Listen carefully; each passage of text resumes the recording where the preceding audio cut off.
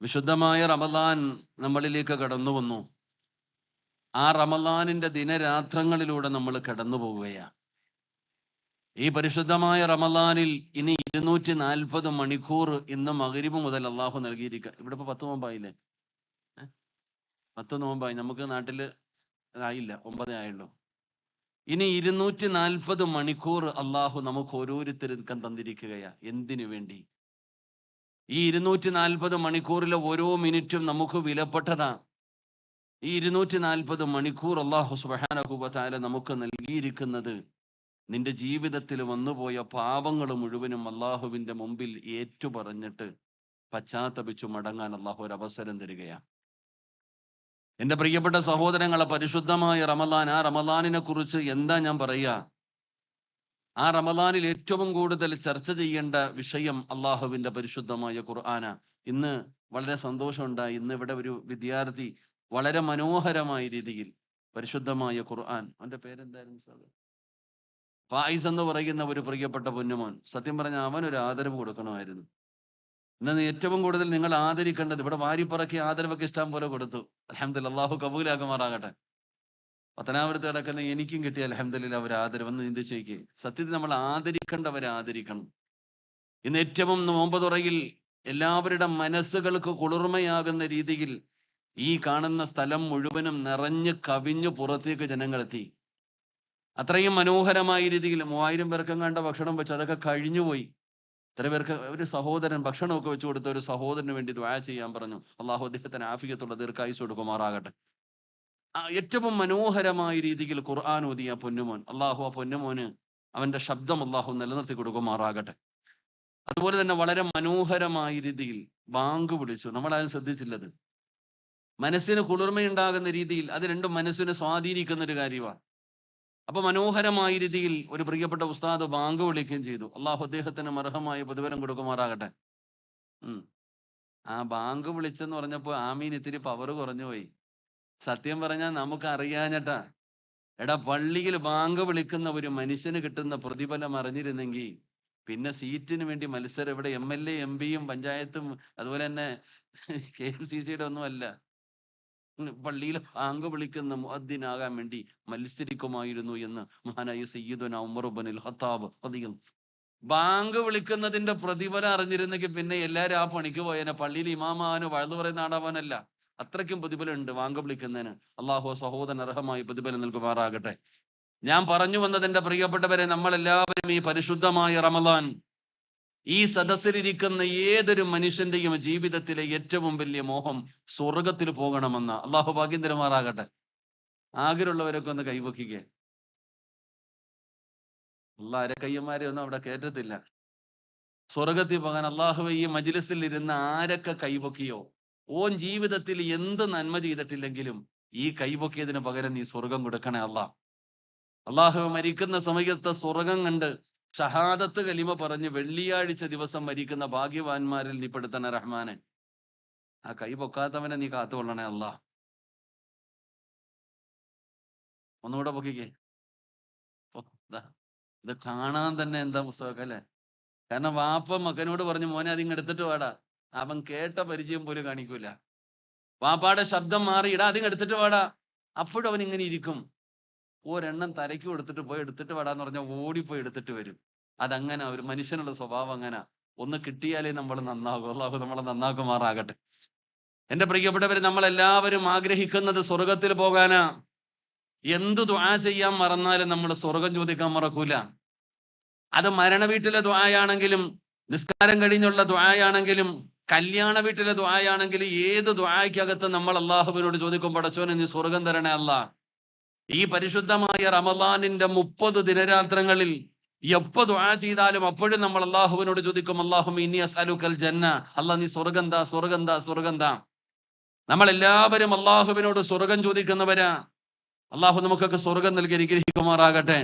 നമ്മളൊക്കെ അള്ളാഹുവിനോട് സ്വർഗം താ, സ്വർഗം താ എന്ന് ഓർമ്മ വെച്ച കാലം മുതൽ നമ്മളൊക്കെ അള്ളാഹുവിനോട് ദുആ ചെയ്യുമ്പോൾ, എന്റെ പ്രിയപ്പെട്ട സഹോദരങ്ങളെ, മുത്തുനബി പഠിപ്പിക്കുകയാ, അള്ളാഹുവിന്റെ സ്വർഗം അള്ളാഹുവിനോട് ദുആ ചെയ്യുന്നുണ്ട്. അള്ളാഹുവിന്റെ സ്വർഗം തന്നെ അള്ളാഹുവിനോട് ദുആ ചെയ്യുന്നുണ്ട്. സ്വർഗം എന്താണ് പടച്ചവനോട് ദുആ ചെയ്യുന്നത്? സ്വർഗം അള്ളാഹുവിനോട് ദുആ ചെയ്യുന്നു, പടച്ചവനെ 4 വിഭാഗം ആൾക്കാരെ നീ എനിക്ക് തരണേ എന്ന് സ്വർഗം ദുആ ചെയ്യുന്നു എന്ന് മഹാനായ നബി മുഹമ്മദ് മുസ്തഫ സ്വല്ലല്ലാഹു അലൈഹി വസല്ലമ തങ്ങൾ പറയുന്നു, സ്വർഗം തന്നെ അള്ളാഹിനോട് ദുആ ചെയ്യുകയാണ്.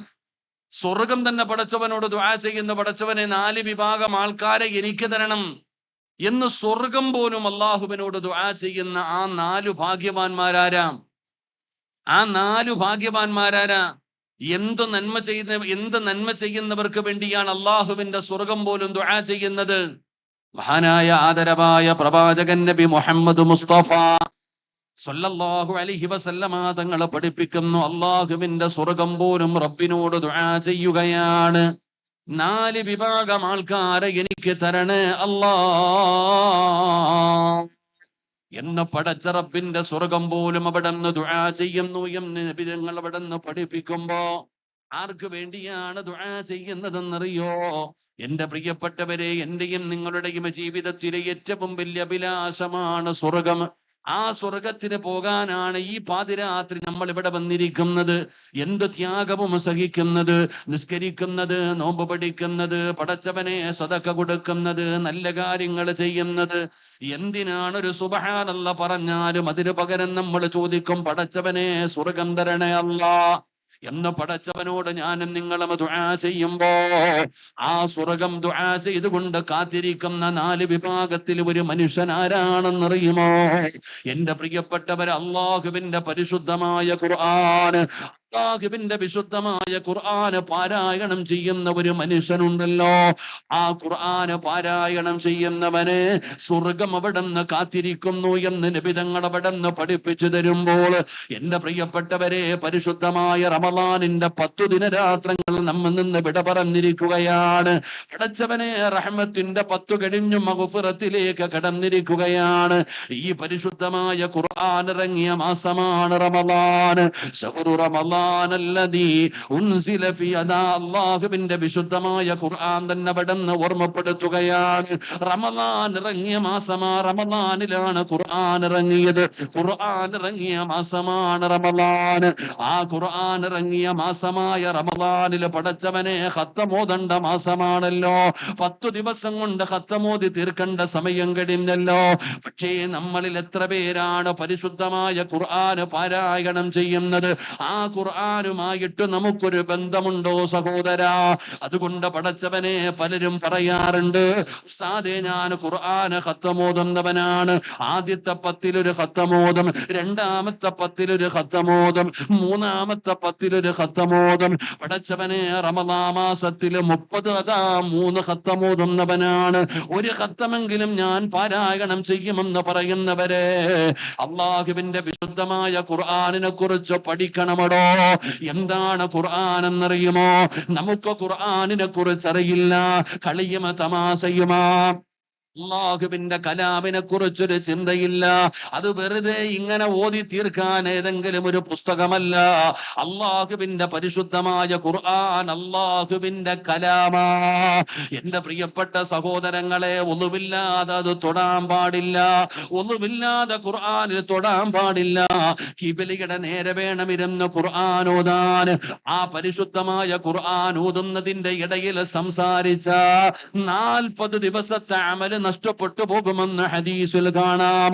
അതുകൊണ്ട് എന്റെ പ്രിയപ്പെട്ട സഹോദരങ്ങളോട്, അല്ലാഹുവിന്റെ പരിശുദ്ധമായ ഖുർആനിന് നമ്മളോട് ചിലത് പറയാനുണ്ട് സഹോദരാ. ഖുർആൻ ഇറങ്ങിയ മാസമാണല്ലോ. ഖുർആൻ ഒരുപാട് പാരായണം ചെയ്യുന്ന മാസമാണല്ലോ. ഈ മാസത്തിൽ ഖുർആനിന് നമ്മളോട് ചിലത് പറയാനുണ്ട്. എന്താണ് പറയാനുള്ളത്? പടച്ചവനെ, നമ്മൾ ജീവിക്കുന്ന കാലഘട്ടം വളരെ മോശമായ ഒരു കാലഘട്ടമാണ്. പടച്ചവനെ, പത്രമാധ്യമങ്ങൾ എടുത്തു നോക്കിക്കഴിഞ്ഞാൽ വല്ലാത്ത സങ്കടം തോന്നുന്ന വാർത്തകളാണ്. കൊലപാതകങ്ങൾ വല്ലാതെ വർദ്ധിച്ചു കൊണ്ടിരിക്കുകയാണ്. കൊലപാതകം എന്ന് പറയുന്നത് ഇന്ന് സാധാരണ ഒരു വാർത്തയായി മാറിയിരിക്കുകയാ. മക്കള് തന്നെ ഉമ്മയെ കൊല്ലുന്നു, അതാ മക്കള് മാതാപിതാക്കളെ കൊല്ലുന്നു, മാതാപിതാക്കളും മക്കളെ കൊല്ലുന്നു, കൂടപ്പറപ്പുകള് തല്ലിച്ചാകുന്നു, കൂട്ടുകാര് പരസ്പരം തല്ലിച്ചാവുകയാണ്. കൊലപാതകങ്ങളിന് സാധാരണ വാർത്തയായി മാറിയിരിക്കുകയാണ്. പടച്ചവനെ, അതുമാത്രമല്ല, അതുമാത്രമല്ല, കള്ളും കഞ്ചാവും മയക്കുമരുന്നും ലഹരി പദാർത്ഥങ്ങൾ വല്ലാതെ പടർന്നുകൊണ്ടിരിക്കുകയാണ്. അടിച്ചുവിട്ട പട്ടം പോലെ യുവതലമുറ ഇങ്ങനെ ജീവിതം നയിക്കുകയാണ്. അല്ലാത്ത ഒരു സാഹചര്യത്തിലൂടെ ഞാനും നിങ്ങളും കടന്നു പോകുമ്പോ എന്റെ പ്രിയപ്പെട്ടവരെ, ഈ പരിശുദ്ധമായ ഖുർആൻ ഇറങ്ങി ഈ മാസത്തില് നിങ്ങളോട് എനിക്ക് പറയാനുള്ളത്, സഹോദരാ, ഖുർആൻ ഓതുന്ന മുസ്ലിമേ, അള്ളാഹുവിന്റെ ഖുർആനിന് നിങ്ങളോട് 5 കാര്യം പറയാനുണ്ടെന്ന് അള്ളാഹുവിന്റെ വിശുദ്ധ ഖുർആൻ. ഞാനും നിങ്ങളും എല്ലാവരും ഖുർആൻ ഓതുന്നവരാ. അള്ളാഹു സ്വീകരിക്കുമാറാകട്ടെ, അള്ളാഹു സ്വീകരിക്കുമാറാകട്ടെ. പക്ഷെ ഖുർആൻ എന്ന് പറയുന്നത് കളിക്കേണ്ട സാധനമല്ല. ഖുർആനിനെ നിസ്സാരമായി കാണരുത്. ഖുർആനിന് ഈ ഇരിക്കുന്ന എല്ലാവരോടും 5 കാര്യം ഖുർആനിന് നിങ്ങളോട് പറയാനുണ്ട്. കേൾക്കാനുള്ള മനസ്സ് അള്ളാഹു നമുക്ക് നൽകുമാറാകട്ടെ, അള്ളാഹു നൽകുമാറാകട്ടെ, അള്ളാഹു നൽകുമാറാകട്ടെ. എത്ര കാര്യം പറയാനുണ്ട്? ആർക്കാ? എനിക്കല്ല, അള്ളാഹുവിന്റെ കലാമായ ഖുർആനിന് നിങ്ങളോട് 5 കാര്യം പറയാനുണ്ട്. നിങ്ങൾക്ക് സമയമില്ലാത്തത് കൊണ്ട് 5ഉം കേൾക്കണ്ട, ഒരൊറ്റ ഒരു കാര്യം. അള്ളാഹുവിന്റെ വിശുദ്ധമായ ഖുർആനിന് പറയാനുള്ള ഒരു കാര്യം, അത് എന്താണെന്ന് കേൾക്കുക. അനുസരിക്കുന്നതും അനുസരിക്കാത്തതും അവനവന്റെ ഇഷ്ടമാണ്. ഒരാൾക്ക് നന്നാകണമെന്ന് അവന് തോന്നണം, എന്നെ കൊണ്ട് പറ്റൂലല്ലോ. അപ്പൊ ഈ പറയുന്ന 5 കാര്യങ്ങളിൽ ഒരെണ്ണം കേൾക്കാനുള്ള മനസ്സ് അല്ലാഹു നമുക്ക് നൽകി അനുഗ്രഹിക്കുമാറാകട്ടെ. ഞാൻ വിശദീകരിക്കുന്നില്ല. ഖുർആനിന് നിങ്ങളോട് പറയാനുള്ള ഒന്നാമത്തെ കാര്യം അള്ളാഹുവിന്റെ വിശുദ്ധമായ ഖുർആൻ പറയുന്നു. അള്ളാഹു പറയുകയാ, ഖുർആൻ നമ്മളോട് പറയുന്ന ഒന്നാമത്തെ കാര്യം, ഖുർആന് പാരായണം ചെയ്യുന്ന സഹോദര സഹോദരി, ഖുർആൻ നമ്മളോട് പറയുന്ന ഒന്നാമത്തെ കാര്യം, നിന്റെ കയ്യിലിരിക്കുന്നത്, നീ പാരായണം ചെയ്യുന്നത് അള്ളാഹുവിന്റെ കലാമാണെന്നുള്ള ബോധം നിനക്കുണ്ടാകണമെന്ന് അള്ളാഹുവിന്റെ വിശുദ്ധ ഖുർആൻ. അള്ളാഹു ഈമാൻ തരുമാറാകട്ടെ. ഖുർആൻ നമ്മളോട് പറയുന്ന ഒന്നാമത്തെ കാര്യം, നമ്മൾ പാരായണം ചെയ്യുന്നത് അള്ളാഹുവിന്റെ കലാമാ, ഖുർആനാണ് നീ പാരായണം ചെയ്യുന്നത് എന്നുള്ള ബോധമെങ്കിലും നിനക്കുണ്ടാകണം.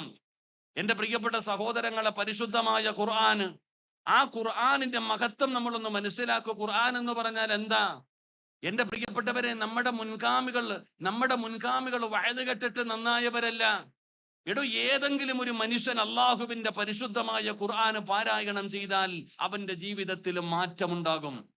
അള്ളാഹുവിന്റെ വിശുദ്ധമായ ഖുർആൻ ഏതെങ്കിലും ഒരു മനുഷ്യന് പാരായണം ചെയ്താൽ, ഏതെങ്കിലും ഒരു മനുഷ്യൻ അള്ളാഹുവിന്റെ ഖുർആനിലെ ഒരായത്ത് കേട്ടാൽ അവന്റെ ജീവിതത്തിൽ മാറ്റമുണ്ടാകും. ഞാൻ വെറുതെ പറഞ്ഞതല്ല. എന്റെ പ്രിയപ്പെട്ടവരെ, ഒരിക്കലും നന്നാകില്ലെന്ന് പറഞ്ഞ് എഴുതി തള്ളിയവര് നന്നായതെങ്ങനാ?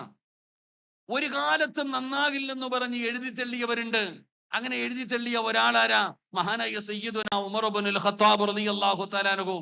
ഉമർ തങ്ങളുടെ ചരിത്രം നിങ്ങൾ എടുത്ത് വായിച്ചു നോക്ക്. എന്റെ പ്രിയപ്പെട്ടവരെ, ഉമർ ഇബ്നുൽ ഖത്താബ് റളിയല്ലാഹു തആല അൻഹുവിന്റെ ചരിത്രം എടുത്ത് വായിച്ചു നോക്കിയാൽ, മക്കളോട്, കരയുന്ന കുഞ്ഞുങ്ങളോട് ഉമ്മമാര് പറയും, ഖത്താബിന്റെ മകൻ ഉമർ വരുന്നു. കരയുന്ന കുഞ്ഞിനോട് പറയുമത്രേ, ഖത്താബിന്റെ മകൻ ഉമർ വരുന്നു എന്ന് പറഞ്ഞാൽ കരയുന്ന കുഞ്ഞുങ്ങൾ കരച്ചിൽ നിർത്തും. ഉറങ്ങാത്ത കുട്ടികൾ പേടിച്ച് ഉറങ്ങും. ഉമറിന്റെ സ്വഭാവം അങ്ങനെയാ. എന്റെ പ്രിയപ്പെട്ട സഹോദരങ്ങളെ, ഉമർ ഇബ്നുൽ ഖത്താബ് റളിയല്ലാഹു തആല അൻഹുവിന്റെ സ്വഭാവം അറിയണമെങ്കിൽ, ഒരു ദിവസം ഉമർ തങ്ങളുടെ അയൽവാസികളുടെ മുമ്പിൽ ചെന്നിട്ട് ഒരാള് പറഞ്ഞു, ഖത്താബിന്റെ മകൻ ഉമർ മുസ്ലിമായി. ഖത്താബിന്റെ മകൻ ഉമർ മുസ്ലിമായി. അയൽവാസികളുടെ മറുപടി എന്താ? ഖത്താബിന്റെ മകൻ ഉമർ മുസ്ലിമായി എന്ന് പറഞ്ഞ ആളോട് അയൽവാസി കൊടുത്ത മറുപടി, എന്റെ വീടിന്റെ മുറ്റത്ത് കെട്ടിക്കിട്ടിരിക്കുന്ന കഴുത മുസ്ലിമായി എന്ന് പറ, വിശ്വസിക്കാൻ ഞാൻ തയ്യാറാ. പക്ഷെ ഉമർ മുസ്ലിമാകില്ല. എന്റെ വീടിന്റെ മുറ്റത്ത് കെട്ടിക്കിട്ടിരിക്കുന്ന കഴുത മുസ്ലിമായി എന്ന് പറഞ്ഞാൽ ഞാൻ വിശ്വസിക്കും. പക്ഷേ ഖത്താബിന്റെ മകൻ ഉമർ മുസ്ലിമായി എന്ന് പറഞ്ഞാൽ ഒരിക്കലും ഞാൻ വിശ്വസിക്കാൻ തയ്യാറല്ല. കാരണം ഉമറിന്റെ സ്വഭാവം അതാ. അതുകൊണ്ട് എന്റെ പ്രിയപ്പെട്ടവരോട് ചോദിക്കട്ടെ, ഉമർ നന്നായത് എങ്ങനെയാണെന്നറിയോ? ഇന്ന് നമ്മൾ മദീനത്തു ചെല്ലും, അല്ലാഹുവിന്റെ പ്രവാചകൻ സ്വല്ലല്ലാഹു അലൈഹി വസല്ലമ തങ്ങളുടെ റൗദാ ശരീഫിലേക്ക്, ആ പച്ചക്കപ്പയുടെ അടിത്തട്ടിൽ കിടക്കുന്ന നബി തങ്ങളുടെ റൗദയുടെ മുമ്പിൽ ചെല്ലുമ്പോ അതാ അവിടുന്ന് സലാം പറയുകയാണ്. രണ്ടാമത് കിടക്കുന്നത് അബൂബക്കർ തങ്ങളാണ്. മൂന്നാമത് കിടക്കുന്ന സ്വഹാബി സയ്യിദുനാ ഉമർ ഇബ്നുൽ ഖത്താബ് റളിയല്ലാഹു തആല അൻഹു. ഖത്താബിന്റെ മകൻ ഉമർ ഇങ്ങനെ ആകാനുള്ള കാരണം എന്താ? ഉമർ തങ്ങളുടെ ചരിത്രമെടുത്ത് വായിച്ചു നോക്കണോ. പടച്ചവനെ, അതാ ഉമർ തങ്ങൾ കഅബാലയത്തിന്റെ കില്ല പിടിച്ചുകൊണ്ട് ശപഥം ചെയ്യുകയാണ്. അള്ളാഹുവിന്റെ പ്രവാചകന് മുഹമ്മദിന്റെ തലയെടുക്കാതെ ഇനി ഞാനും മടങ്ങി വരൂല. ഉമർ അതാ ശപഥം ചെയ്യുകയാണ്, മുത്തുനബിയെ കൊല്ലുമെന്ന്.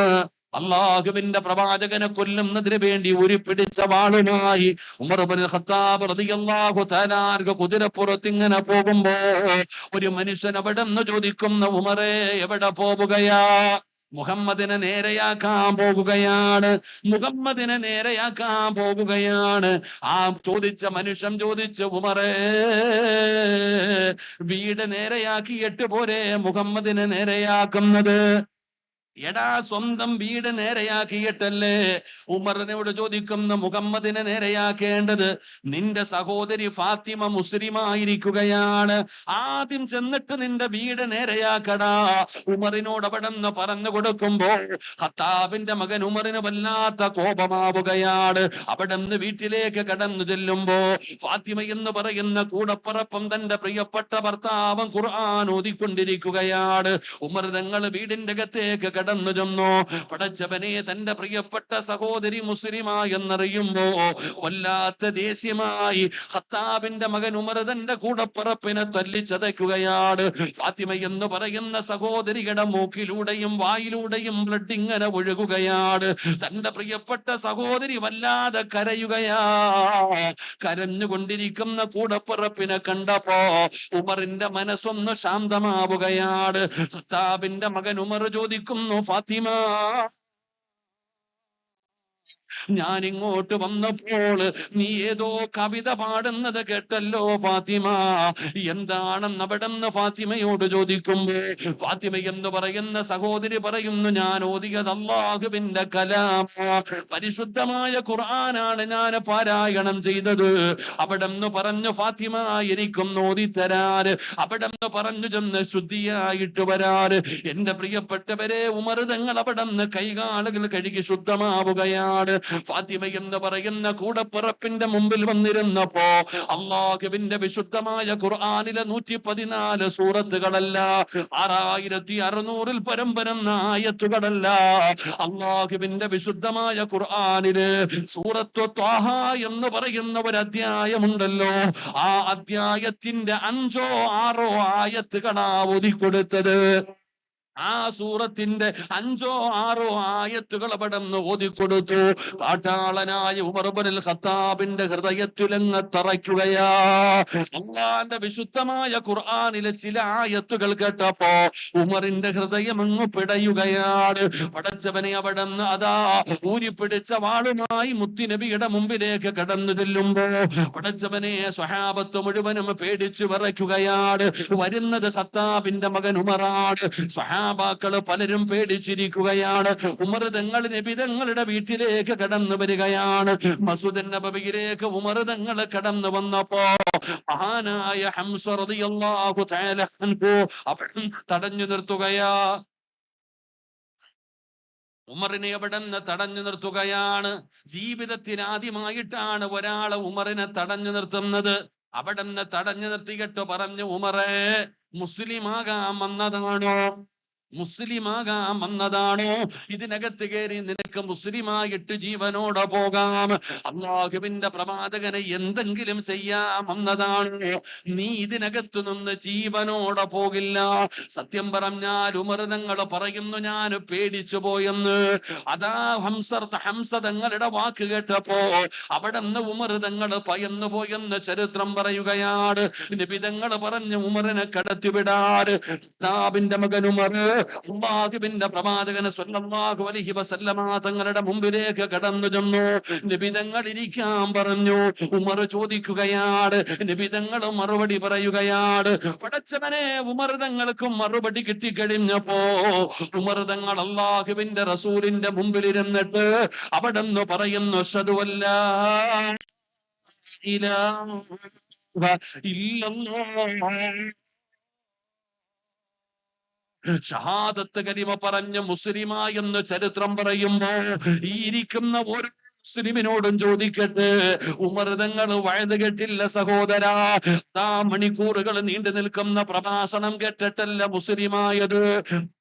ിന്റെ ഖുർആനിലെ 5 ആയത്തുകള്, അല്ലാഹുവിന്റെ കലാമിലെ 5 ആയത്തുകൾ കേട്ടപ്പോ കാട്ടാളനായ ഉമറിന്റെ ഹൃദയത്തിന് മാറ്റം വന്നെങ്കിൽ ഞാനും നിങ്ങളും ഖുർആൻ മുഴുവനും ഓതുന്നവരാണ്. എത്രയോ ഖത്തമോദി, എത്രയോ സൂറത്തുകൾ പഠിച്ചിട്ടുണ്ട്. ഓർമ്മ വെച്ച കാലം മുതൽ ഖുർആൻ കേൾക്കുന്നില്ലേ? എന്തേ നന്നാകാത്തത്? എന്തേ മാറ്റം വരാത്തത്? എന്തേ നമ്മുടെ സ്വഭാവത്തിനൊരു മാറ്റവും വരുന്നില്ല? ഖുർആൻ ഓതിയിട്ട് നന്നാകാൻ പറ്റുന്നില്ല. നിങ്ങളെ ഏറ്റവും കൂടുതൽ ഖുർആൻ ഓതുന്നത് നിങ്ങളല്ലേ? എന്തേ നന്നാകാൻ പറ്റാത്തത്? എന്റെയും നിങ്ങളുടെയും ജീവിതത്തിൽ ഖുർആനിന് മാറ്റം വരുത്താൻ കഴിയുന്നില്ലെങ്കിൽ അതിന്റെ കാരണം എന്താണെന്ന് പഠിക്കണം സഹോദരാ. അടിസ്ഥാനപരമായിട്ട് അതിന്റെ കാരണം എന്താണെന്ന് പഠിക്കണം. എന്തുകൊണ്ടാണ് നമ്മൾ നന്നാകാത്തതെന്നറിയുവോ? എന്റെ പ്രിയപ്പെട്ട ചെറുപ്പക്കാരാ, മോനെ, എത്രയോ പേര് നന്നായത് ഖുർആൻ കേട്ടിട്ടാണ്. ഒരിക്കലും നന്നാകില്ലെന്ന് പറഞ്ഞ് എഴുതി തള്ളിയവര് നന്നായത് ഖുർആൻ കേട്ടിട്ടാണ്. എന്റെ പ്രിയപ്പെട്ട ചെറുപ്പക്കാരാ, കൊട്ടേഷൻ സംഘത്തിന്റെ നേതാവാണ് ഫുളൈല്. ഫുളൈൽ ഇബ്നു ഇയാദ് എന്ന് പറയുന്ന ഒരു മഹാന്റെ ചരിത്രം പഠിക്കാൻ കഴിയുമടോ? കൊട്ടേഷൻ സംഘത്തിന്റെ നേതാവാണ്, കൊള്ള സംഘത്തിന്റെ നേതാവാണ്. ഫുളൈലിന്റെ ഏറ്റവും വലിയ ഹോബി വ്യഭിചരിക്കുന്നതാണ്. ഏതെങ്കിലും ഒരു പെണ്ണിനെ ഇഷ്ടപ്പെട്ട് കഴിഞ്ഞാൽ അവളുമായി ശാരീരികമായി ബന്ധപ്പെടാതെ സമാധാനം കിട്ടൂല. ഫുളൈൽ അവിടെ നിന്നൊരു പെണ്ണിനെ സ്നേഹിക്കുകയാണ്. കൂട്ടുകാര് മുഴുവനും ഒരു പെണ്ണിന്റെ പുറകെ നടന്നു നോക്കി. അവൾ അല്ലാഹുവിനെ ഭയന്ന് ജീവിക്കുന്ന പെണ്ണാണ്. പടച്ചവനെ, ആ പെണ്ണിനെ വളയ്ക്കാൻ പറ്റാതെ വന്നപ്പോ കൂട്ടുകാര് പറഞ്ഞു, ഫുളൈലേ, ഏത് പെണ്ണിനെയും നീ വളയ്ക്കുമല്ലോ, എങ്കിലും ഞങ്ങളൊരു പെണ്ണിനെ കാണിച്ചു തരാം. അവളെ നീ കീഴ്പ്പെടുത്തിയാൽ നീ നാണാണെന്ന് ഞങ്ങൾ സമ്മതിക്കാം. ഫുളൈൽ അവിടെ ഏറ്റെടുക്കുകയാണ്. സുന്ദരിയായ പെണ്ണിന്റെ പുറകെ രാവും പകലും നടക്കുകയാണ്. എന്തൊക്കെ പറഞ്ഞിട്ടും ആ പെണ്ണ് സഹകരിക്കുന്നില്ല. ഫുളൈലിന് നാണക്കേടായി. കൂട്ടുകാരുടെ മുമ്പിൽ പോകാൻ വല്ലാത്ത മടിയായി. എങ്ങനെയെങ്കിലും അവളെ കീഴ്പ്പെടുത്തണം. ഫുളൈൽ എന്ന് പറയുന്ന ചെറുപ്പക്കാരൻ അവസാനം ആരാരുമില്ലാത്ത സമയത്ത് ആ പെണ്ണിന്റെ വീടിന്റെ അകത്ത് കയറുകയാണ്. അതിക്രമിച്ചു കയറുകയാണ്. ബലാത്സംഗം ചെയ്യാൻ പോകുകയാണ്. ആ പെണ്ണിനെ ബലാത്സംഗം ചെയ്യാൻ ഒരുങ്ങുമ്പോ അതാ പരിശുദ്ധമായ ഖുർആന് പാരായണം ചെയ്യുന്നത് കേൾക്കുകയാണ്. പരിസരത്തുള്ള ഒരു വീട്ടില് ഒരു മാതാവിരുന്നിട്ട് ഖുർആൻ ഓതുകയാ. ഏതായത്താ ഓതുന്നത്? അലം യഅനില്ലദീന ആമനൂ അൻ തഖ്ശഅ ഖുലൂബുഹും ലിദിക്രില്ലാഹ്. ിന്റെ വിശുദ്ധമായ ഖുർആനിലെ ഒരേ ഒരായത്ത്, അലം യഅനില്ലദീന ആമനൂ അൻ തഖ്ശഅ ഖുലൂബുഹും ലിദിക്രില്ലാഹ്. ഒരൊറ്റ ആയത്ത് കേട്ടപ്പോ അല്ലാഹ് വ്യഭിചരിക്കാൻ തയ്യാറായിരുന്ന ഫുളൈൽ എന്ന് പറയുന്ന ചെറുപ്പക്കാരന്റെ ഹൃദയത്തിലേക്ക് ആ ആയത്ത് തറയ്ക്കുകയാണ്. അല്ല ചോദിക്കുന്ന, നന്നാകാ സമയമായില്ലേ? നന്നാകാ സമയമായില്ലേ? പൊട്ടിക്കരഞ്ഞുകൊണ്ട് ഇറങ്ങി പോവുകയാണ്. ലോകമറിയുന്ന പണ്ഡിതനായെന്ന് ചരിത്രം പറയുമ്പോ ഈ നാട്ടിൽ കടന്നുകൊണ്ട് പ്രവാസ ജീവിതം നയിക്കുന്ന സഹോദരാ, നിന്റെ ജീവിതത്തിൽ മാറ്റം വരുന്നില്ലേ? ഖുർആൻ ഓതിയിട്ട് നിനക്ക് നന്നാകാൻ പറ്റുന്നില്ലേ? നീ പേടിക്കണം സഹോദരാ. എന്നോടും നിങ്ങളോടും എനിക്ക് പറയാനുള്ളത്, അല്ലാഹുവിന്റെ വിശുദ്ധമായ ഖുർആനിന്റെ ഓരോ ആയത്തുകൾ പാരായണം ചെയ്തിട്ട് നിന്റെ ജീവിതത്തിൽ മാറ്റം വരുന്നില്ലെങ്കിൽ നീ വല്ലാതെ ഭയക്കണം സഹോദരാ, വല്ലാതെ പേടിക്കണം സഹോദരാ. നിനക്കറിയണ്ടേ നന്നാകാൻ പറ്റാത്തതിന്റെ കാരണം എന്താണെന്ന്? എന്റെ പ്രിയപ്പെട്ട സഹോദരാ, ഏതൊരു മനുഷ്യനും പ്രായമാകുമ്പോ നന്നാകുമല്ലോ. നിനക്ക് വയസ്സ് കുറയായില്ലേ? 30, 40, 50 വയസ്സായി. ജീവിതത്തിൽ ഒരു മാറ്റവുമില്ല, നന്നാകാൻ പറ്റുന്നില്ല. പ്രായമായിട്ട് പോലും നിനക്ക് നന്നാകാൻ പറ്റുന്നില്ലെങ്കിൽ അതിന്റെ കാരണം എന്തെന്നറിയോ? അല്ലാഹുവിന്റെ വിശുദ്ധമായ ഖുർആൻ പറയുകയാ, അതിന്റെ കാരണം പറയുകയാ, വമൻ അളിലമു മിമ്മൻ ദുക്കിറ ബിആയാതി റബ്ബി സുമ്മ അഅറള അൻഹാ വനസിയ മാ ഖദ്ദമത് യദാ. അല്ലാഹുവിന്റെ വിശുദ്ധമായ ഖുർആൻ പറയുകയാ, ഒരാള് ഖുർആൻ ഓതിയിട്ട് ഖുർആൻ കേട്ടിട്ട് ഒരാൾക്ക് നന്നാകാൻ പറ്റുന്നില്ലെങ്കിൽ അവൻ വല്ലാതെ ഭയപ്പെടണം. അല്ലാഹു നമ്മളെ കാത്തിരക്ഷിക്കും. ആമീൻ പറ. അല്ലാഹു നമ്മളെ കാത്തിരക്ഷിക്കുമാറാകട്ടെ. എടാ, ഉമർ തങ്ങള് വാഴതൊന്നും കേട്ടില്ല. എന്റെ വീടിന്റെ മുറ്റത്ത് നിൽക്കുന്ന കഴുത മുസ്ലിമായി എന്ന് പറ, വിശ്വസിക്കാൻ ഞാൻ തയ്യാറാ. എന്നാലും ഉമർ മുസ്ലിം ആവൂല. അപ്പൊ ആ ജീവിതം ഒന്ന് ചിന്തിച്ചു നോക്കിയേ. ഈ ഉമർ വഴുത് കേട്ടിട്ടല്ല മുസ്ലിം ആയത്. ഖുർആനിൽ 5 ആയത്ത് കേട്ടപ്പോ, ഖുർആനിൽ 5 ആയത്ത് കേട്ടപ്പോഴാ ഉമർ നന്നായേ. ഫുളൈൽ എന്ന് പറയുന്ന കൊള്ളക്കാരൻ നന്നായത് ഒറ്റ ആയത്ത് കേട്ടപ്പോ. ഇതുപോലെ 100 കണക്കിന് ചരിത്രം ഒറ്റ ആയത്ത് കേട്ടപ്പോ നന്നായവര്. എന്തിനടോ? അബൂജഹലും മുത്തുബത്തും ഷൈബത്തും ഓടി പറയുമായിരുന്നു, മുഹമ്മദിന്റെ ഖുർആൻ ഓതുന്നത് നിങ്ങൾ കേൾക്കരുത്, ചെവിക്കകത്ത് കൈയിട്ടുകൊണ്ട് നടക്കണം. കാരണം എന്തേ? കേട്ടാ നന്നായി പോകും. അള്ളാഹു നമുക്ക് ഈമാൻ നൽകുമാറാകട്ടെ. അള്ളാഹ് നമുക്ക് ഈമാൻ നൽകുമാറാകട്ടെ. എടാ, അബൂജഹൽ പറയുമായിരുന്നു, ഉത്തുബ പറയുമായിരുന്നു, നിങ്ങൾ മുഹമ്മദ് പറയുന്നത് കേൾക്കരുത്. കാരണം എന്തേ? ഖുർആൻ കേട്ടാ നന്നാകും. പക്ഷെ ഞാനും നിങ്ങളും ഓർമ്മ വെച്ച കാലം മുതൽ ഖുർആൻ ഓതുന്നു, കേൾക്കുന്നു, ഒരു മാറ്റവും നമുക്ക് വരുന്നില്ല. അള്ളാഹു നമ്മളെ കാക്കുമാറാകട്ടെ. ഏതൊരു മനുഷ്യനും പ്രായമാകുമ്പോ നന്നാകും. നന്നാവൂലേ? 40 വയസ്സിന് മുകളിൽ പ്രായമുള്ളവരൊക്കെ ഒന്ന് കൈപൊക്കിക്കേ. പെണ്ണ് കെട്ടിക്കാനൊന്നുമല്ല, പൊക്കിക്കോ. എന്താ സ്റ്റേജിലിരിക്കണ ആരും പൊക്കണില്ല? അപ്പൊ ഒന്ന് കഴിഞ്ഞില്ലേ? 40 ആയില്ലേ? നിങ്ങളുടെ ഒന്ന് കൈപൊക്കിക്കേ. കണ്ടില്ല. സുബ്ഹാനല്ലാഹ്. നിങ്ങളുടെ കാര്യം വലിയ സങ്കടമാണ് എനിക്ക് നിങ്ങളെ കാണുമ്പോ. എത്ര പേരുണ്ടായിരുന്നു? അത്തമാരുന്ന് കൈവക്കിക്കുക 40-ന് മുകളിൽ. ഇനിയിപ്പോ വഴുത് പറഞ്ഞിട്ട് കാര്യമൊന്നുമില്ല. 40 വയസ്സ് കഴിഞ്ഞവൻ, സത്യം പറഞ്ഞാൽ 40 വയസ്സ് കഴിഞ്ഞവര് മാത്രം കേൾക്കേണ്ട ഒരു വഴുതുണ്ട്. ഞാനത് എവിടെങ്കിലും പ്രസംഗിക്കണോന്ന് പറഞ്ഞിട്ട് ഞാനത് ഇങ്ങനെ എഴുതി. സത്യം പറഞ്ഞാൽ അത് പ്രസംഗിക്കാനുള്ള ധൈര്യം ഇല്ലടോ. 40 വയസ്സ് കഴിഞ്ഞവൻ സൂക്ഷിക്കണം. സാധാരണ ആൾക്കാരെ പോലെ നിന്നെ എണ്ണരുത്. അള്ളാഹു നിങ്ങൾക്ക് ആഫിയത്തുള്ള ദീർഘായുസ്സ് നൽകുമാറാകട്ടെ. 40 വയസ്സിന്റെ പ്രത്യേകത എന്താ? 39 വയസ്സുള്ള ഒരാള് തെറ്റ് ചെയ്താൽ ഒരു ശിക്ഷയേ ഉള്ളൂ. 39 വയസ്സുള്ള ഒരാള് തെറ്റ് ചെയ്താ ഓന് പക്വത എത്തിയില്ല എന്ന് പറയാം. പച്ച മലയാളത്തിൽ പറഞ്ഞ 39 വയസ്സുള്ള ഒരാള് തെറ്റ് ചെയ്താ പറയാം ഓന് തമ്മീസായില്ലെന്ന്, പക്വത എത്തിയിട്ടില്ല എന്ന്. പക്ഷെ 40 ആയി കഴിഞ്ഞാൽ പോയി. 40 വയസ്സ് കഴിഞ്ഞവൻ തെറ്റ് ചെയ്താൽ അവന് ഇരട്ടിയാണ് ശിക്ഷയെന്ന് മഹാനായി നബി മുഹമ്മദ് മുസ്തഫ. 40 കഴിഞ്ഞാ പോയി മക്കളെ. എന്റെ പ്രിയപ്പെട്ട സഹോദരങ്ങളെ, നിനക്ക് നന്നാകാൻ പറ്റുന്നില്ലെങ്കിൽ നീ പേടിക്കണം. എന്ത് നിനക്ക് നന്നാകാൻ പറ്റാത്ത? എന്ത് നിന്റെ ജീവിതത്തിൽ മാറ്റം വരാൻ പറ്റാത്ത? എന്ത് വരാത്ത? എന്ത് പേടിക്കണം? അതിന്റെ കാരണം അള്ളാഹു പറയുകയാ, പരിശുദ്ധമായ ഖുർആനിന് കൊടുക്കേണ്ട സ്ഥാനം കൊടുക്കാതെ വന്നതുകൊണ്ടാ. അള്ളാഹുവിന്റെ വിശുദ്ധമായ ഖുർആനിന് കൊടുക്കേണ്ട സ്ഥാനം, ബഹുമാനം, ആദരവ്, ആ ഖുർആനിന്റെ ആയത്തുകൾ കേൾക്കുമ്പോ അതിന് കൊടുക്കേണ്ട ഒരു പരിഗണന നീ കൊടുക്കാതെ വന്നാൽ അള്ളാഹു തരുന്ന ശിക്ഷ,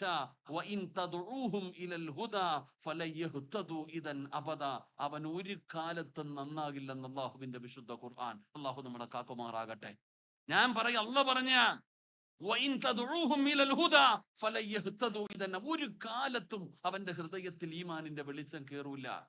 ഒരു കാലത്തും അവന്റെ ഹൃദയത്തിന്റെ അകത്തേക്ക് ഹിദായത്തിന്റെ വെളിച്ചം കേറൂല. അവനെ നന്നാക്കാൻ ഈ ലോകത്ത് ഒരു മഖ്ലൂക്കിനെ കൊണ്ടും കഴിയില്ല. എത്ര നിങ്ങൾ പറഞ്ഞു നോക്കിയാൽ, എന്റെ ഉസ്താദ്, എന്റെ വാപ്പയ്ക്ക് 50, 55, 60 വയസ്സായി, എന്റെ അല്ല എന്റെ ഉപ്പ നന്നാകാത്തെ, എന്റെ ഉമ്മ നന്നാകാത്തെ? 18 വയസ്സേ ഉള്ളു, 20 വയസ്സേ ഉള്ളു, ഉമ്മാനെ തല്ലുന്നു, വാപ്പാനെ തല്ലുന്നു, ചീത്ത വിളിക്കുന്നു. എന്താ ഉസ്താദ് ഇങ്ങനെ? എന്തു പറ്റി? എന്റെ മക്കൾക്ക് എന്ത് പറ്റി? കള്ളും കഞ്ചാവും മയക്കുമരുന്നും ഉമ്മയെ കൊല്ലുന്ന മക്കൾ. ഇന്ന് പേടിക്കേണ്ടത് ഉമ്മമാരാ. വീട്ടിൽ കിടന്നുറങ്ങാൻ പറ്റുന്നില്ല. എന്റെ പ്രിയപ്പെട്ടവരെ, ഇന്ന് നമ്മുടെ നാടിൽ നിന്ന് ചിന്തിച്ചു നോക്കിക്കേ. സ്വന്തം ഉമ്മയ്ക്ക് വീടിന്റെ അകത്ത് പോലും കുളിപ്പരയിൽ സമാധാനത്തോടെ കുളിക്കാൻ പറ്റുന്നില്ല. സ്വന്തം മകള് തന്നെ വീഡിയോ പിടിച്ചിട്ട് കാമുകന് അയച്ചു കൊടുക്കുന്ന കാലം. സ്വന്തം മാതാവിന് സ്വന്തം വീടിന്റെ അകത്ത്, എന്റെ പ്രിയപ്പെട്ടവരെ, സ്വന്തം മാതാവിന്റെ വീഡിയോ പിടിച്ചിട്ട് വിറ്റ് കാശാക്കുന്ന മക്കളുടെ കാലം. എത്രത്തോളം നമ്മൾ പിടിക്കണം? എന്റെ പ്രിയപ്പെട്ട സഹോദരങ്ങളെ, 9ാം ക്ലാസ്സിൽ പഠിക്കുന്ന സഹോദരിയുടെ കട്ടിലിനടിയിൽ 2 ദിവസം കാമുകന് സൗകര്യം ഒരുക്കുന്ന മക്കൾ. കൂടപ്പുറപ്പ് തന്നെ കാവലിരിക്കുന്ന കാലം. അള്ളാഹു നമ്മളെ കാത്തിരക്ഷിക്കുമാറാകട്ടെ. എന്റെ ഇതിന് അടിസ്ഥാനപരമായിട്ടുള്ള കാരണം, എന്തുകൊണ്ടാ? ഉപദേശം കേൾക്കാഞ്ഞിട്ടാണോ? നസീഹത്ത് കേൾക്കാഞ്ഞിട്ടാണോ? ഏറ്റവും കൂടുതൽ വഅദ് കേൾക്കുന്നത് നമ്മളല്ലേ, സഹോദരിമാരല്ലേ? എന്നിട്ട് നന്നാകുന്നുണ്ടോ? ജീവിതത്തിൽ മാറ്റം വരുന്നില്ല. എത്ര വഅദ് പറഞ്ഞാലും ഞങ്ങൾ നന്നാകില്ല ഉസ്താദേ. ഇന്നത്തെ തലമുറ പറയുന്നത് എത്ര വഅദ് പറഞ്ഞാലും നന്നാവൂല. നന്നാകില്ലടോ, നന്നാകില്ല. വാപ്പ, നീ നെഞ്ചു പൊട്ടിക്കെട്ട് നിന്റെ മക്കളുടെ മുമ്പിലിരുന്ന് കരഞ്ഞാലും എത്ര യാചിച്ചാലും പടച്ചവൻ അവരുടെ മനസ്സിന്റെ ഉള്ളിൽ ഒരു മാറ്റം വരുന്നില്ല, കരുണയില്ല. സഹോദരി തന്നെ ചോദിക്കുന്നു, എന്ത് അല്ല ഇങ്ങനെ എന്റെ മക്കൾ ഇങ്ങനെ ആയി പോയത്? അതിന്റെ കാരണം അല്ലാഹു പറയുകയാണ്, വഇൻ തദ്ഉഹും ഇലൽ ഹുദാ ഫലൻ യഹ്തദൂ ഇദൻ അബദാ. അല്ലാഹു പറയുന്ന, ആലിമീങ്ങൾ ഇരിക്കുന്ന മജ്ലിസാണ്. അല്ലാഹു പറയുകയാ, ആർക്ക് വേണമെങ്കിലും എടുത്ത് ഓതി നോക്കാം, അതാർക്ക് വേണമെങ്കിലും തഫ്സീർ എടുത്തു നോക്കാം. അല്ലാഹു പറയുകയാണ്, ഒരു കാലത്തും അവരുടെ ഹൃദയത്തിൽ ഈമാനിന്റെ വെളിച്ചം കേറൂല, അവർക്ക് ഹിദായത്ത് ലഭിക്കൂല. കാരണം എന്തുകൊണ്ടാണ് നിന്റെ മക്കള് നന്നാകാത്തത്? എന്തുകൊണ്ടാണ് നിന്റെ വാപ്പ നന്നാകാത്തത്? പ്രായമായിട്ടും നന്നാകാൻ പറ്റാത്തത്? വൈദ ഖാല മൂസാ ലിഖൗമിഹി യാ ഖൗമി ലിമ തുദൂനനി വഖദ് തഅലമൂന അന്നീ റസൂലുള്ളാഹി ഇലൈക്കും ഫലമ്മാ സാഗൂ അസാ അല്ലാഹു ഖുലൂബഹും വല്ലാഹു ലാ യഹ്ദിൽ ഖൗമൽ ഫാസിഖീൻ. അല്ലാഹു പറയുകയാണ്, അവരുടെ ചെവി അല്ലാഹു അടച്ചു വെച്ചിരിക്കുകയാണ്. എത്ര പറഞ്ഞാലും കേൾക്കൂല, എത്ര വഅദ് പറഞ്ഞിട്ടും കാര്യമില്ല. ഏത് തങ്ങളുടെ ചാരത്ത് കൊണ്ടുപോയി ഉപദേശിച്ചാലും അവര് കേൾക്കൂല. ഫലമ്മാ സാഗൂ അസാ അല്ലാഹു ഖുലൂബഹും. അല്ലാഹു പറയുന്നവരുടെ ചെവി അല്ലാഹു അടച്ചു വെച്ചിരിക്കുകയാണ്, അവരുടെ ഹൃദയം അല്ലാഹു സീല് വെച്ചിരിക്കുകയാ. ഈ ലോകം മുഴുവനും അടക്കി ഭരിക്കുന്ന രാജാതിരാജനായ മലിക്കുൽ ജബ്ബാറായ പടച്ചറപ്പ് നിന്റെ മോന്റെ ഹൃദയത്തിൽ സീല് വെച്ചിരിക്കുകയാ. പിന്നെ എങ്ങനെ നന്നാകാനാ? പിന്നെ എങ്ങനെ നന്നാകാനാ?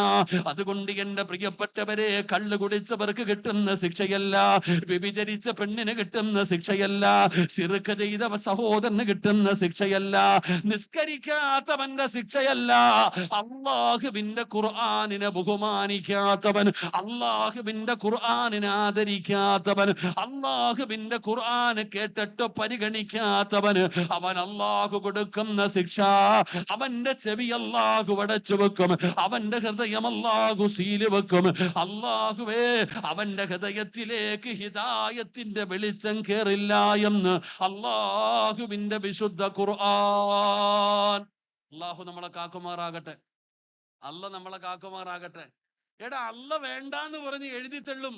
ഒരൊറ്റ ഉദാഹരണം, നമ്മൾ ചില ആൾക്കാരെ കാണുമ്പോ പടച്ചോന് ചിന്തിക്കാറില്ലേ, ഇവന് മരിക്കേണ്ടവനാണെന്നുള്ള ചിന്തയൊന്നുമില്ലേ? അല്ല, ഇവൻ എന്താ ഇങ്ങനെ ജീവിക്കണേ? എടാ, മുസ്ലിമീങ്ങൾ തന്നെ കളിയാക്കുന്നവരില്ലേ, പരിഹസിക്കുന്നവരില്ലേ, മഹാന്മാരെ കുറ്റം പറയുന്നവർ, തങ്ങന്മാരെ കുറ്റം പറയുന്നവർ, ആലിമീങ്ങളെ കുറ്റം പറയുന്നവർ, എന്റെ പ്രിയപ്പെട്ടവരെ പരിഹസിക്കുന്നത് കാണുമ്പോൾ നമുക്ക് തന്നെ സങ്കടം. ഈ റമളാൻ മാസത്തിൽ ഒരു തോന്നിവാസം കാണിച്ചുകൊണ്ട് നടക്കുന്ന മുസ്ലിമിനെ കാണുമ്പോൾ വലിയ സങ്കടം തോന്നാറുണ്ടോ? അള്ളാഹു നമ്മളെ കാക്കുമാറാകട്ടെ. എടോ, റമളാൻ ഒന്നിന്റെ അന്ന്, റമളാനിന്റെ ഒന്നാമത്തെ രാവിലെ തന്നെ ലോകത്തുള്ള സർവ്വ ഇബിലീസുകളെയും മലക്കുകൾ പിടിച്ച് ചങ്ങലക്കിടുമെന്ന് ആദരവായ പ്രവാചകൻ നബി മുഹമ്മദ് മുസ്തഫ. സർവ്വ ശൈത്താന്മാരെയും പിടിച്ച് ചങ്ങലക്കിടും റമളാൻ മാസം ആകുമ്പോ. ഇടൂല്ലേ? നിങ്ങൾ എന്തോ ഇങ്ങനെ ഇരിക്കുന്ന, ഇടൂല്ലേ? ഇടുവോ? എല്ലാ ശൈത്താനും ഇടുവോ? പറ, ഇടുവോ? എന്നിട്ട് നോമ്പും പിടിക്കാതെ അടക്കണ മുസ്ലിങ്ങളില്ലേ? എന്നിട്ട് നോമ്പുമില്ല, നിസ്കാരമല്ല. ഈ റമളാനിൽ പോലും സർവ്വ ഇബ്ലീസുകളെയും ചങ്ങലക്കിട്ടിരിക്കുന്ന മാസത്തിൽ പോലും ചിലതിങ്ങനെ നടക്കുന്ന കണ്ടിട്ടില്ലേ? സുബ്ഹാനല്ലാഹ്. ഇതാ ഞാൻ പറഞ്ഞേ, അല്ല എഴുതി തെള്ളിയ ചില വിഭാഗമുണ്ട്. അല്ലാഹു നമ്മളെ കാക്കുമാറാകട്ടെ. അപ്പൊ ഞാൻ തുടക്കത്തിൽ പറഞ്ഞു, ഖുർആൻ കളിക്കേണ്ട സാധനമല്ല, അത് അല്ലാഹുവിന്റെ കലാമ. ആ കലാമ് കേട്ടാ നീ അതിനെ പരിഗണിക്കണം, അതിന് മഹത്വം കൊടുക്കണം. പിരിക്കാനുള്ള ഗ്രന്ഥമല്ല ഖുർആൻ, അത് പിരിക്കാനുള്ളതല്ല. മരിച്ച വീട്ടിൽ ഓതാനുള്ള പുസ്തകമല്ല ഖുർആൻ. ആ ഖുർആനിന് കൊടുക്കേണ്ട സ്ഥാനം കൊടുത്തില്ലെങ്കിൽ അള്ളാഹു വെറുതെ വിടത്തില്ല. ഒന്ന്, നിന്നെ വേണ്ട എന്ന് പറഞ്ഞ് റബ്ബ് എഴുതി തള്ളിക്കളയും. അള്ളാഹു നമ്മളെ കാക്കുമാറാകട്ടെ, അള്ളാഹു നമ്മളെ കാക്കുമാറാകട്ടെ, അള്ളാഹു നമ്മളെ കാക്കുമാറാകട്ടെ. രണ്ട്, നിങ്ങൾക്ക് എല്ലാവർക്കും ഉള്ള ഒരു സംശയമാ, ഉസ്താദേ, എനിക്കൊരുപാട് സമ്പത്ത് ഉണ്ടായിരുന്നു, നല്ല കച്ചവടം ഉണ്ടായിരുന്നു, എല്ലാം പോയി ഉസ്താദേ. എല്ലാവരും ചോദിക്കുന്ന ഒരു ചോദ്യം, പടച്ചവന് നല്ല വരുമാനം ഉണ്ടായിരുന്നു, ചെറിയ ഒരു കടയായിരുന്നെങ്കിൽ അതിൽ ബറക്കത്തുണ്ടായിരുന്നു, എന്തൊരു സന്തോഷമായിരുന്നു. അൽഹംദുലില്ലാ, നാട്ടിലൊക്കെ പൈസ അയക്കുന്നു, കുടുംബത്തിലൊക്കെ വലിയ സന്തോഷം. സാമ്പത്തികമായി ഞാൻ വിചാരിക്കുന്നു എൻ്റെ അടുത്ത് ഏറ്റവും കൂടുതൽ പേര് പറഞ്ഞത് 2 കാര്യമാണ്. ഇന്നിവിടെ പലരും ദുആ ചെയ്യാൻ പറഞ്ഞപ്പോ, ഉസ്താദെ കച്ചവടമൊക്കെ ഒന്ന് നേരെയാകണം, എല്ലാം ആകെ കടവ ഉസ്താദെ, സാമ്പത്തിക പ്രയാസവാ. പിന്നെ പറഞ്ഞത് മക്കളില്ല എന്ന്. അള്ളാഹു മക്കളില്ലാത്തവർക്കൊക്കെ മക്കളെ കൊടുത്ത് അനുഗ്രഹിക്കുമാറാകട്ടെ. എന്റെ പ്രിയപ്പെട്ട സഹോദരങ്ങളെ, അള്ളാഹു പറയുന്ന 2ാമത്തെ ശിക്ഷ എന്തെന്നറിയോ? ഈ ഖുർആൻ കേട്ടിട്ടതിനെ പരിഗണിച്ചില്ലെങ്കിൽ, ഖുർആനിന് കൊടുക്കേണ്ട സ്ഥാനം കൊടുത്തില്ലെങ്കിൽ അള്ളാഹു കൊടുക്കുന്ന 2ാമത്തെ ശിക്ഷ, നിന്റെ കച്ചവടമൊക്കെ തകർന്നു പോകാൻ കാരണം ആരും മുട്ട കുഴിച്ചിട്ടതൊന്നുമല്ല. അള്ളാഹു കാക്കുമാറാകട്ടെ. അങ്ങനെ ഒരു ചിന്തയുണ്ട്. നമ്മൾ വിചാരിക്കണത് ഞാനിങ്ങനെ തകർന്നു പോകാനുള്ള കാരണം, എനിക്ക് പ്രയാസം വരാനുള്ള കാരണം അതൊന്നുമല്ല. അള്ളാഹുവിന്റെ വിശുദ്ധമായ ഖുർആൻ പറയാ, അള്ളാഹു തന്നെ പറയാ, വമൻ അഅറള അൻ ദിക്രി ഫഇന്ന ലഹു മഈശതൻ ലൻഖാ വനഹ്ശുറുഹു യൗമൽ ഖിയാമത്തി അഅമാ ഖാല റബ്ബി ലിമ ഹസർതനി അഅമാ വഖദ് കുന്തു ബസീറാ قال كذلك أتتك آياتنا فنسيتها وكذلك اليوم تنسى. അല്ലാഹു പറയുകയാ, ഏ പ്രവാസിയായ സഹോദര, ചെറിയ ഒരു ജോലിയുമായിട്ട് പടച്ചവനെ എന്തൊരു സന്തോഷമായിരുന്നു, സമാധാനമുള്ള ജീവിതം, ബർക്കത്തുള്ള ജീവിതം, അല്ലാഹുവേ എന്തും നിനക്ക് ചെയ്യാമായിരുന്നു. പക്ഷേ ഇന്ന് നീ ഇങ്ങനെ ആകാനുള്ള കാരണം എന്താ? അല്ലാഹു പറയുകയാണ്, എന്റെ പ്രിയപ്പെട്ട സഹോദര, നീ ഇന്ന് സങ്കടത്തിലാണല്ലോ, നിന്റെ എല്ലാം പോയല്ലോ. സഹോദര, പച്ച മലയാളത്തിൽ പറഞ്ഞ, നിനക്ക് സമ്പത്തുണ്ട് സഹോദരി, നിനക്ക് സഹോദര സമ്പത്തുണ്ട്, നിനക്ക് ഭാര്യമാരുണ്ട്, നിനക്ക് മക്കളുണ്ട്, നിനക്ക് കാറുണ്ട്, വീടുണ്ട്, അല്ലാഹു നിനക്കെല്ലാം തന്നു. എന്നിട്ടും നീ പറയുന്നില്ലേ, ചില സമയത്ത് ഉസ്താദേ മരിക്കാൻ തോന്നുകയാണ്, ഇതെന്ത് ജീവിതമാണ്, ഇന്നെല്ലാം പോയല്ലോ.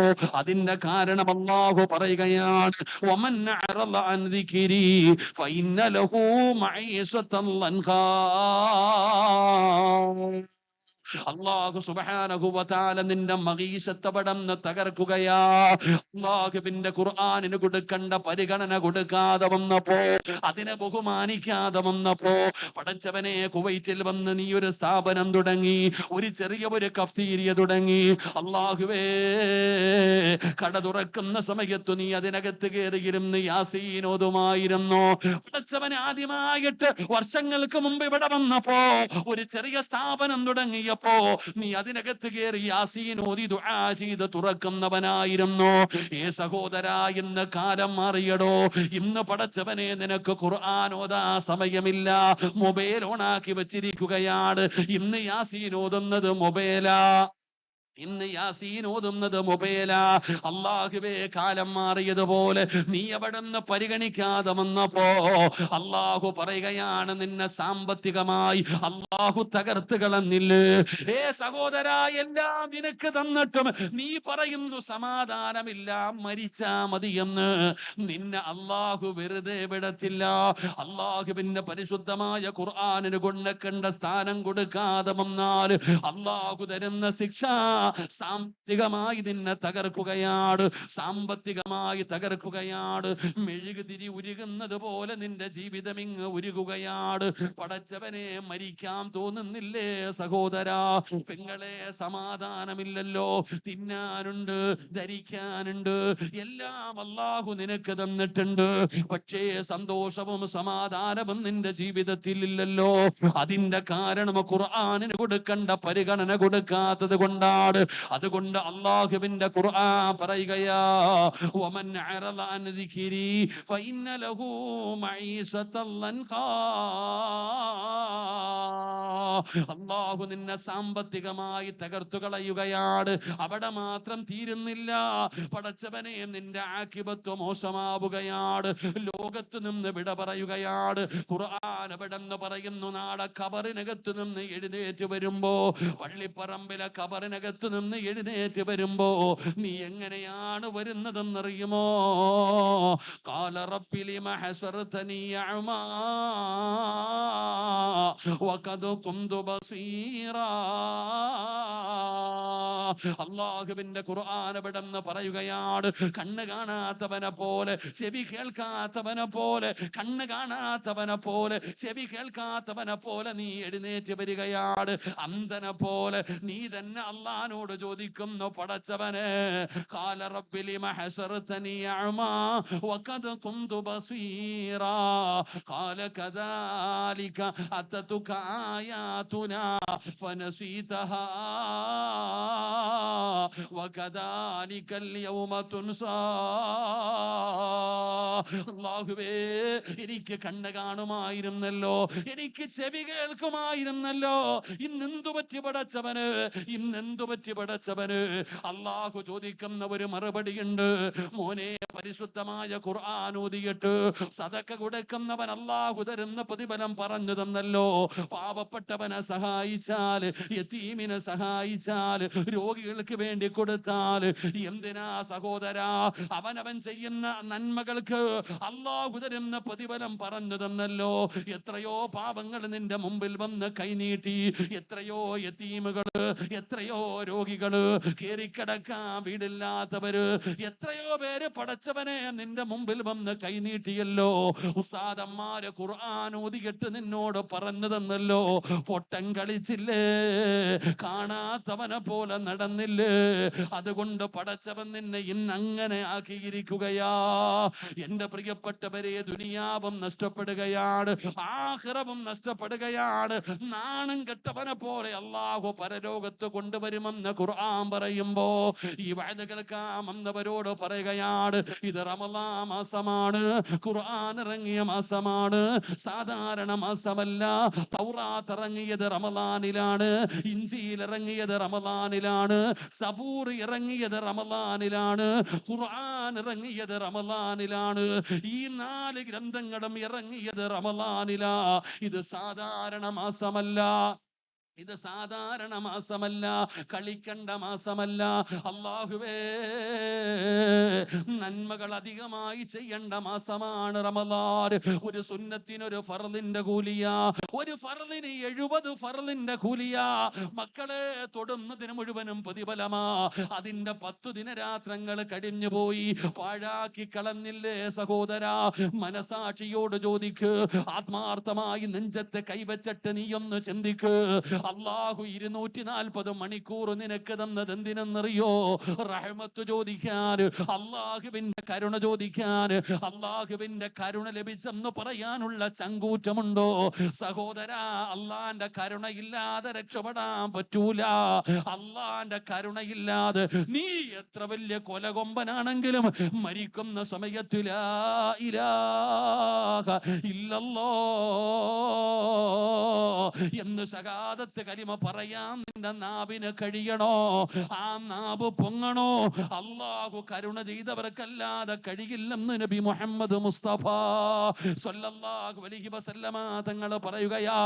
ഖബറിന്റെ അദാബിൽ നിന്ന് രക്ഷപ്പെടണോ? അല്ലാഹുവിന്റെ കരുണയില്ലാതെ കഴിയില്ല. നന്മ തിന്മ എഴുതിയ കിതാബ് വലത് കൈകൊണ്ട് വാങ്ങണോ? അല്ലാഹു കരുണ ചെയ്തവർക്കല്ലാതെ കഴിയില്ല. നരകത്തിന്റെ മുകളിലൂടെ വലിച്ചു കെട്ടിയിരിക്കുന്ന സിറാത്ത് എന്ന പാലം ഏതെങ്കിലും ഒരു മനുഷ്യന് കിടക്കണോ? അല്ലാഹു കരുണ ചെയ്തവർക്കല്ലാതെ കഴിയില്ല. ലാ യദ്ഖുലൂനൽ ജന്ന ഇല്ലാ ബിറഹ്മത്തില്ലാ. അല്ലാഹുവിന്റെ കരുണയില്ലാതെ ഒരു മനുഷ്യനും സ്വർഗ്ഗത്തിൽ കിടക്കാൻ കഴിയില്ലെന്ന് ആദരവായ പ്രവാചകൻ നബി മുഹമ്മദ് മുസ്തഫ. റമളാനിന്റെ ആദ്യത്തെ 10 ദിവസം നീ സ്വർഗം ചോദിക്കാനല്ല പറഞ്ഞത്. അല്ലാഹുമ്മ റഹംനി യാ അർഹമർ റഹീമി, അല്ലാഹുവേ നീ കരുണ ചെയ്യണേ പടച്ചവനെ. അല്ലാഹ് നിന്റെ കരുണ ഞങ്ങൾക്ക് വേണം. 240 മണിക്കൂർ എനിക്കും അല്ലാഹ് തന്നു, നിങ്ങൾക്കും തന്നു. എനിക്കാണെങ്കിൽ ഇത്തിരി നേരം കൂടെ സമയമുണ്ട്, നിങ്ങളുടെ സമയം കഴിഞ്ഞു. അല്ലാഹു ഈമാൻ തരുമാറാകട്ടെ. ഉറക്കെ പറയല്ല, ഈമാൻ തരുമാറാകട്ടെ. എനിക്ക് നാളെ മഗ്‌രിബ് വരെ സമയമുണ്ട്, എനിക്ക് നാളെ മഗ്‌രിബ് വരെ സമയമുണ്ട്, നിങ്ങളുടെ സമയം കഴിഞ്ഞു. ഈ 10 ദിവസം അല്ലാഹു തന്നത് കരുണ ചോദിക്കാനോ കിട്ടിയോ ഇല്ലയോ എന്ന് നിങ്ങൾ ചിന്തിക്ക്. അല്ലാഹു ഈമാൻ തരുമാറാകട്ടെ. അപ്പൊ നിങ്ങൾ ചോദിക്കും, സിറാജ് എന്താ ഇനിയുള്ള ദിവസങ്ങളിൽ കിട്ടൂലേ? എന്താ ഈ 10 ദിവസം മാത്രമേ കിട്ടത്തുള്ളൂ? ഒരു ചോദ്യമാ. ഉദാഹരണം ഞാൻ ചോദിക്കട്ടെ. ഒരു കല്യാണ വീട്ടിൽ ഫുഡിന് സമയമുണ്ട്, സമയമില്ലേ? നിങ്ങൾ എന്തോ ഇങ്ങനെ ഇരിക്കണേ, സമയമില്ലേ? രാവിലെ നല്ല പൊറോട്ടയോ എന്തെങ്കിലും കാണില്ല. രാവിലെ ഒരു 10 മണി വരെ, രാവിലെ 8 മണി മുതൽ ഒരു 10:30-11 മണി വരെ നല്ല നാസ്തയുടെ അൽഹംദുലില്ലാ പൊറോട്ട, ഇറച്ചി, ബീഫ്, അല്ലെ, പത്തിരി. നിങ്ങളുടെ നാട്ടിലേക്കാണെങ്കിൽ ഒരുപാട് ഫുഡ് ഉണ്ടാവും. ഉച്ചയ്ക്ക് ഒരു 11:30 കഴിഞ്ഞാൽ പിന്നെ അടുത്ത ഫുഡിന്റെ സമയമാണ്. വൈകുന്നേരം ഒരു 3 മണി കഴിഞ്ഞാൽ അടുത്ത ഫുഡിന്റെ സമയമാണ്. അപ്പൊ ഉച്ചയ്ക്ക് 12 മണിക്ക് ഒരു കല്യാണ വീട്ടിൽ പോയിട്ട് ഒരാൾ ചോദിക്കുക, എനിക്ക് നല്ല ഇഡ്ഡലിയും സാമ്പാറും വേണോന്ന് പറഞ്ഞാൽ അടുക്കളയിൽ പോയി നോക്കും വല്ലതും ഉണ്ടോന്ന്. അടുക്കളയിൽ പോയി നോക്കും വല്ലതും ഉണ്ടോ? ഒരിത്തിരി സാമ്പാറും കിടക്കുന്നുണ്ട്, ഉള്ളത് പറക്കിക്കൊണ്ട് വന്ന് തരും. പക്ഷെ ഉച്ചയ്ക്ക് അതിന്റെ സമയമല്ല. രാവിലെ കിട്ടുന്നത് പോലെ ഉച്ചയ്ക്ക് കിട്ടൂല. ഉച്ചയ്ക്ക് ഭക്ഷണം വേറെയാ. എന്റെ പ്രിയപ്പെട്ട സഹോദര, ഇതുപോലെ അള്ളാഹു ഓരോന്നിനും ഒരു സമയം പറഞ്ഞിട്ടുണ്ട്. റമളാനിന്റെ ഒന്നാമത്തെ 10 ദിവസം റഹ്മത്തിന്റെ 10. അത് ലഭിച്ചവരിൽ അള്ളാഹു നമ്മളെ പെടുത്തുമാറാകട്ടെ. അത് ലഭിച്ചവരിൽ അള്ളാഹു നമ്മളെ പെടുത്തുമാറാകട്ടെ. ഇനി രണ്ടാമത്തെ 10. ഈ രണ്ടാമത്തെ 10ന്റെ പ്രത്യേകത എന്താ? ഈ രണ്ടാമത്തെ 10 നീ ഇനി എന്തൊക്കെ ളുൽമ് ചെയ്തിട്ടുണ്ടെങ്കിലും, നീ എത്ര വലിയ പാപം ചെയ്തവനാണെങ്കിലും അള്ളാഹുടെ മുമ്പിൽ ഈ 10 ദിവസം കൊണ്ട് നീ ചോദിച്ച് നീ ആ പാപം കഴുകി കളഞ്ഞിരിക്കണം. അള്ളാഹു ഭാഗ്യം തരുമാറാകട്ടെ. ഈ 10 ദിവസം പാപം കഴുകാനുള്ളതാ. ജീവിതത്തിൽ ചെയ്ത എന്തു പാപവും അള്ളാഹുവിന്റെ മുമ്പിൽ നീ വിചാരിക്കേണ്ടത് നിനക്ക് നിന്റെ മഹത്വം അറിയാനിട്ടാ. സഹോദരൻ, നമുക്ക് അള്ളാഹുവിന്റെ മുമ്പിൽ എത്ര വലിയ പാപം ചെയ്താലും റബ്ബിന്റെ മുമ്പിൽ പറഞ്ഞ അള്ളാരാ ഗഫൂറ റഹീമ, അള്ളാനെക്കാരും പൊറുക്കുന്ന ഒരാൾ ഈ ലോകത്തില്ലടോ. അള്ളാഹു പറയുന്ന, നീ എന്നോട് ചോദിക്ക്, നീ എന്നോട് തൗബ ചെയ്യ്, നീ ചെയ്ത പാപങ്ങൾ എൻ്റെ അടുക്കൽ ഏറ്റുപറ. അള്ളാഹു നമ്മുടെ തൗബ സ്വീകരിക്കും. പടച്ചോ നമുക്ക് പുറത്തു തരും. അള്ളാഹു നമുക്ക് ഈമാൻ തരുമാറാകട്ടെ. ഇനിയുള്ള ദിവസങ്ങൾ നീ അള്ളാഹ് എന്താ എടോ, റമളാൻ മാസം എത്തിക്കഴിയുമ്പോ അള്ളാഹു മലക്കുകളെ വിളിച്ചിട്ട് പറയും, ഇനി നിങ്ങളുടെ ജോലി എന്നെ നിങ്ങൾ വിട്ടേരെ, എനിക്ക് വേണ്ടി ഇനി നിങ്ങൾ ഒന്നും ചെയ്യണ്ട.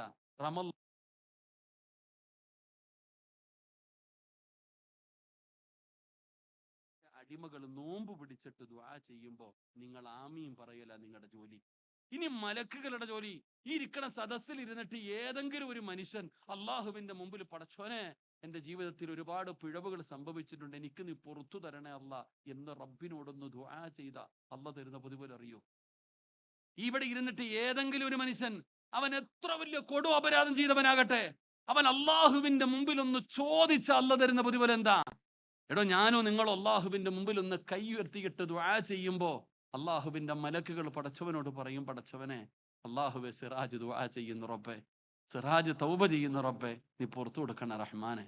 ഞാൻ ദുആ ചെയ്യുന്ന സമയം, നിങ്ങൾ ഓരോരുത്തരും ദുആ ചെയ്യുന്ന സമയം കോടാനിക്കണക്കിന് മലക്കുകൾ അള്ളാഹുവിന്റെ അടുക്ക പറയാ, പടച്ചോനെ, ഓൻ ചോദിക്കുന്നു, പടച്ചോനെ പുറത്തു കൊടുക്കല്ല, അവന്റെ പാപം പുറത്തു കൊടുക്കല്ല, അള്ളാഹുവെ നീ സ്വർഗം കൊടുക്കല്ല. അള്ളാഹുവിന്റെ മലക്കുകൾ എനിക്കും നിങ്ങൾക്കും വേണ്ടി പടച്ചവനോട് ശഫാഅത്ത് ചെയ്യുകയാ. നിന്റെ പാപം പൊറുക്കാൻ, അള്ളാഹു നിനക്ക് സ്വർഗം തരാൻ. എന്റെ പ്രിയപ്പെട്ടവര്, അള്ളാഹുവിന്റെ ഖുർആൻ പടന്ന് പറയുകയാ, ഈ സദസ്സിലിരുന്നു കൊണ്ട് ഏതെങ്കിലും ഒരു മനുഷ്യൻ അള്ളാഹുവിനോട് ഏറ്റുപറയുകയാണ്, തന്റെ ജീവിതത്തിൽ വന്നുപോയ ഒരു പിഴവ് പറഞ്ഞിട്ട് അള്ളാഹുടെ മുമ്പിൽ ഞാൻ പശ്ചാത്തപിച്ചാൽ മലക്കുകൾ പടച്ചവനോട് പറയുന്നു, നാഥാ, സിറാജിന് പുറത്തു കൊടുക്കണേ തമ്പുരാന്, സിറാജിനോട് കരുണ കാണിക്കണേ തമ്പുരാന്, സിറാജിന് നീ സ്വർഗം കൊടുക്കണേ അല്ലാ. എനിക്ക് വേണ്ടി അള്ളാഹുവിന്റെ മലക്കുകൾ പടച്ചവനോട് ദുആ ചെയ്യുകയാണ്. അതുമാത്രമല്ല, അള്ളാഹു പറയുന്ന വമന സ്വലഹ മിൻ ആബാഇഹിം വഅസ്വാജിഹിം വദുർരിയാതിഹിം. അല്ലാഹുവിന്റെ മലക്കുകൾ പടച്ചവനോട് പറയുന്നു, റബ്ബേ, സിറാജിന് മാത്രം പുറത്തു കൊടുത്താ പോര പടച്ചവന്, സിറാജിന് ജന്മം കൊടുത്ത ഒരു വാപ്പയുണ്ട് റബ്ബേ,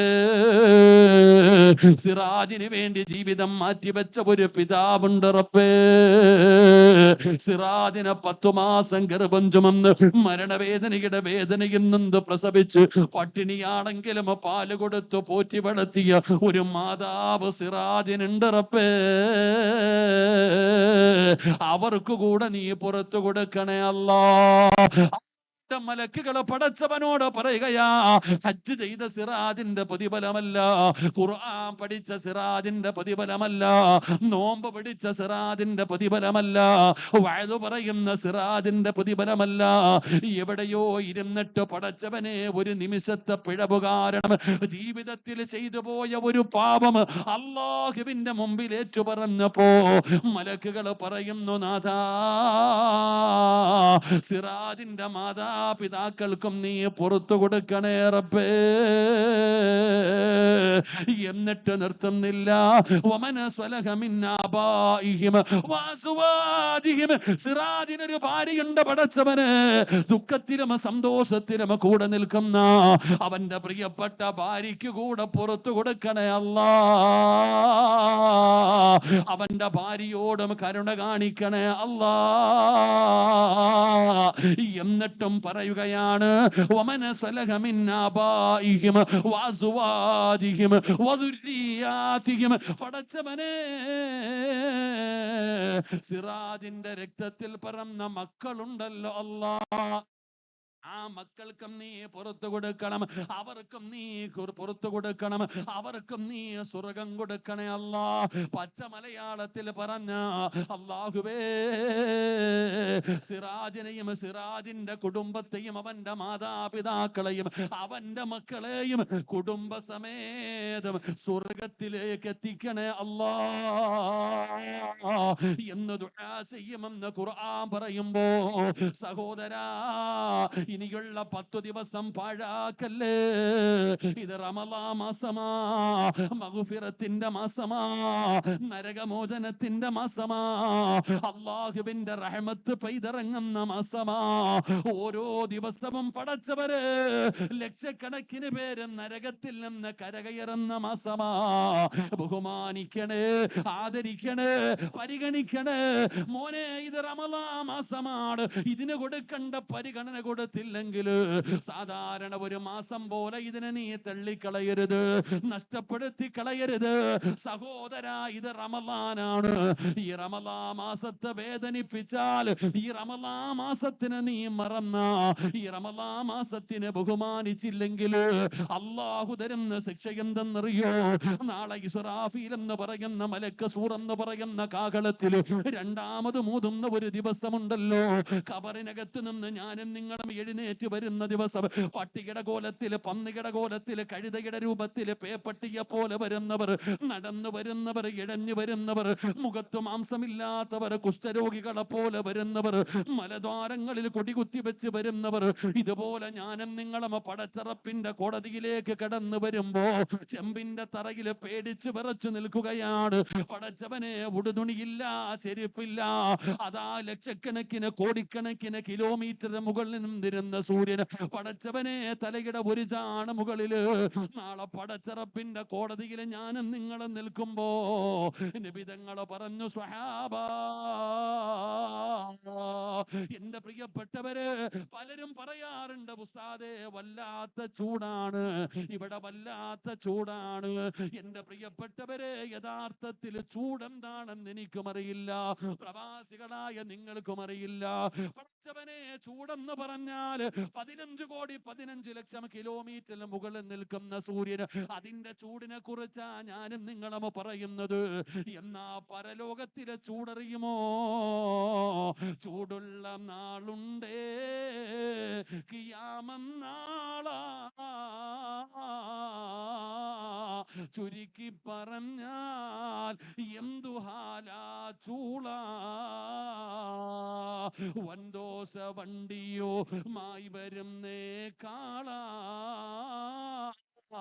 ക്ഷീണത്തിനാലൊലിക്കുന്നതാണ് ഇള സുഹൃത്തുക്കളെ മൂള മലൊന്നുമില്ല തങ്ങു ചെന്ന കോള ചോറ് വെക്കാറില്ലേ കലത്തിനകത്ത് കിടന്ന് ചോറിങ്ങനെ തിളച്ചിട്ട് കലത്തിന്റെ മുകളിലൂടെ പുറത്തേക്ക് കവിഞ്ഞു പോകുന്നത് കണ്ടിട്ടില്ലേ മോനെ? എന്നാ നാളെ പടച്ച റബ്ബിന്റെ പരലോകത്ത് നിന്റെ തലയോട്ടിക്കകത്ത് കിടക്കുന്ന തലച്ചോറുണ്ടല്ലോ, അത് തിളച്ചിട്ടിങ്ങനെ പുകത്തേക്ക് അത് തലച്ചോറ് മുഖത്തുകൂടെ ഒഴുകുന്ന ദിവസമാണ് മസ്സറ. ആ കോടതിയിൽ പടച്ചവനെ നിന്നെ സഹായിക്കാൻ ഒരാളേ ഉള്ളൂ, നമ്മളെ സഹായിക്കാൻ ഒരാളേ ഉള്ളൂ. ആ ഒരാളാരാ?